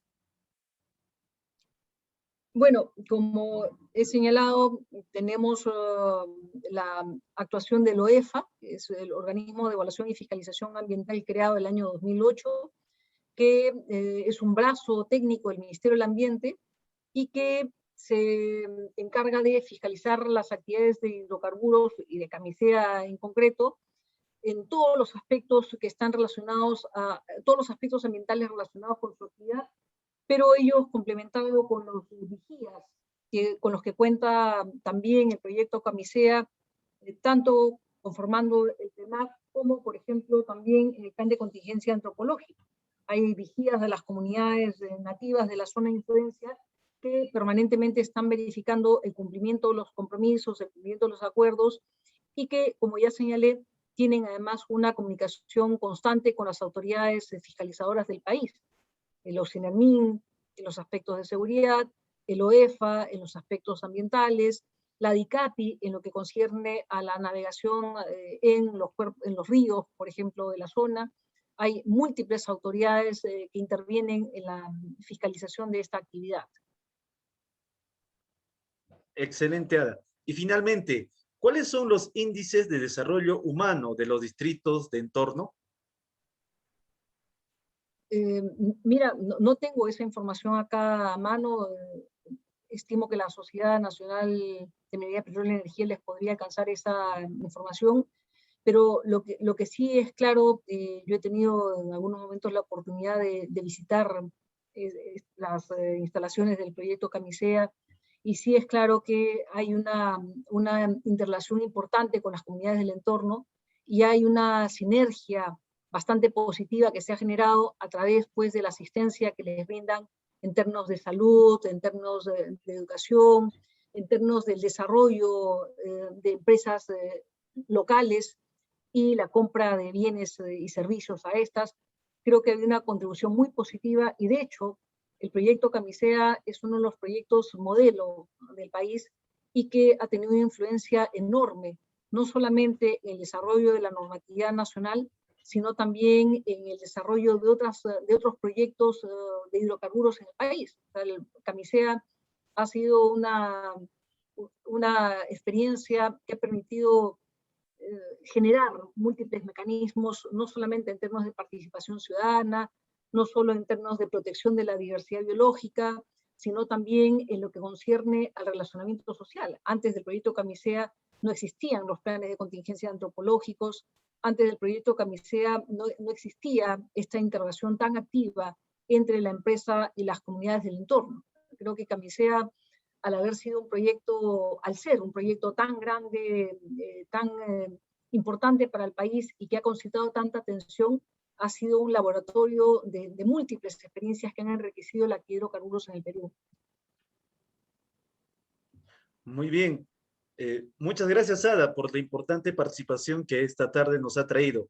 Estimados públicos participantes, fue con ustedes Ada Alegre Chang, experta en Derecho y Gestión Ambiental y exdirectora general adjunta de la Dirección General de Asuntos Ambientales y Mineros del Ministerio de Energía y Minas, MINEM. Muchas gracias una vez más, Ada, por esta importante exposición. Y muy bien, a todos nuestros participantes, sé que quizá muchos tienen algunas interrogantes para hacernos llegar, sin embargo, el formato que se ha presentado para este webinar ha determinado la realización de 3 preguntas por ponentes. Esperamos su comprensión y recalcar también que hemos bordeado en este importante webinar los 100 participantes, entre especialistas en la materia, periodistas y público en general. Queremos agradecer una vez más a Arturo Vázquez y Ada Alegre por sus interesantes exposiciones. Por mi lado, solo queda agradecerles a todos ustedes por haber participado de este webinar gas y petróleo, aspectos económicos y socioambientales en la región del Cusco. Agradecer también a la Sociedad Nacional de Minería, Petróleo y Energía en la persona de Janine Delgado. Hasta una nueva oportunidad y muchísimas gracias a cada uno de ustedes. Tengan una buena tarde, Dios mediante.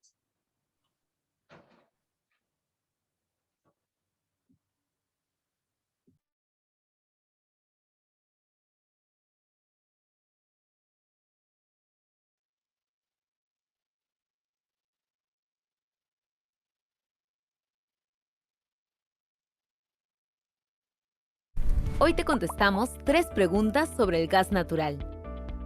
¿Qué tanto lo usamos los peruanos y cómo nos beneficia? Son alrededor de 6 millones de peruanos los que usan gas natural en nuestro país.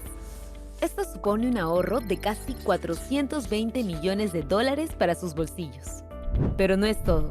Son más de 13.000 los comercios conectados a gas natural y es la fuente de energía de más de 300.000 vehículos que usan GNV. Además, cerca del 40% de la electricidad del país se genera con gas natural, permitiendo que tengamos una matriz energética más limpia y económica. ¿Y nuestro país cómo se beneficia? En 17 años de operación, Camisea ha aportado al Estado más de 40.000 millones de soles entre impuestos y regalías. Más de la mitad del presupuesto de Cusco, la región donde se ubica el yacimiento, proviene del canon gasífero.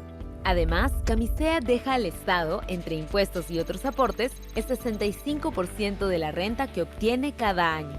Es decir, que de cada 100 soles que obtiene, 65 van al Estado. Las regalías pagadas por Camisea son de las más altas del mundo. ¿Y el gas natural puede llegar a todos los peruanos? Hoy el gas natural llega a 10 regiones, ya sea a través de ductos o camiones. Además, contamos con reservas de gas exclusivas para los peruanos por los siguientes 30 años. El lote 88, con mayores reservas, es solo para el mercado nacional y lo que se exporta proviene de un yacimiento más pequeño. Y en la medida en que se construyan más ductos y conexiones, se podrá llevar más gas natural para más peruanos. El gas natural genera progreso y calidad de vida e impacta en la economía, seguridad y salud de las personas.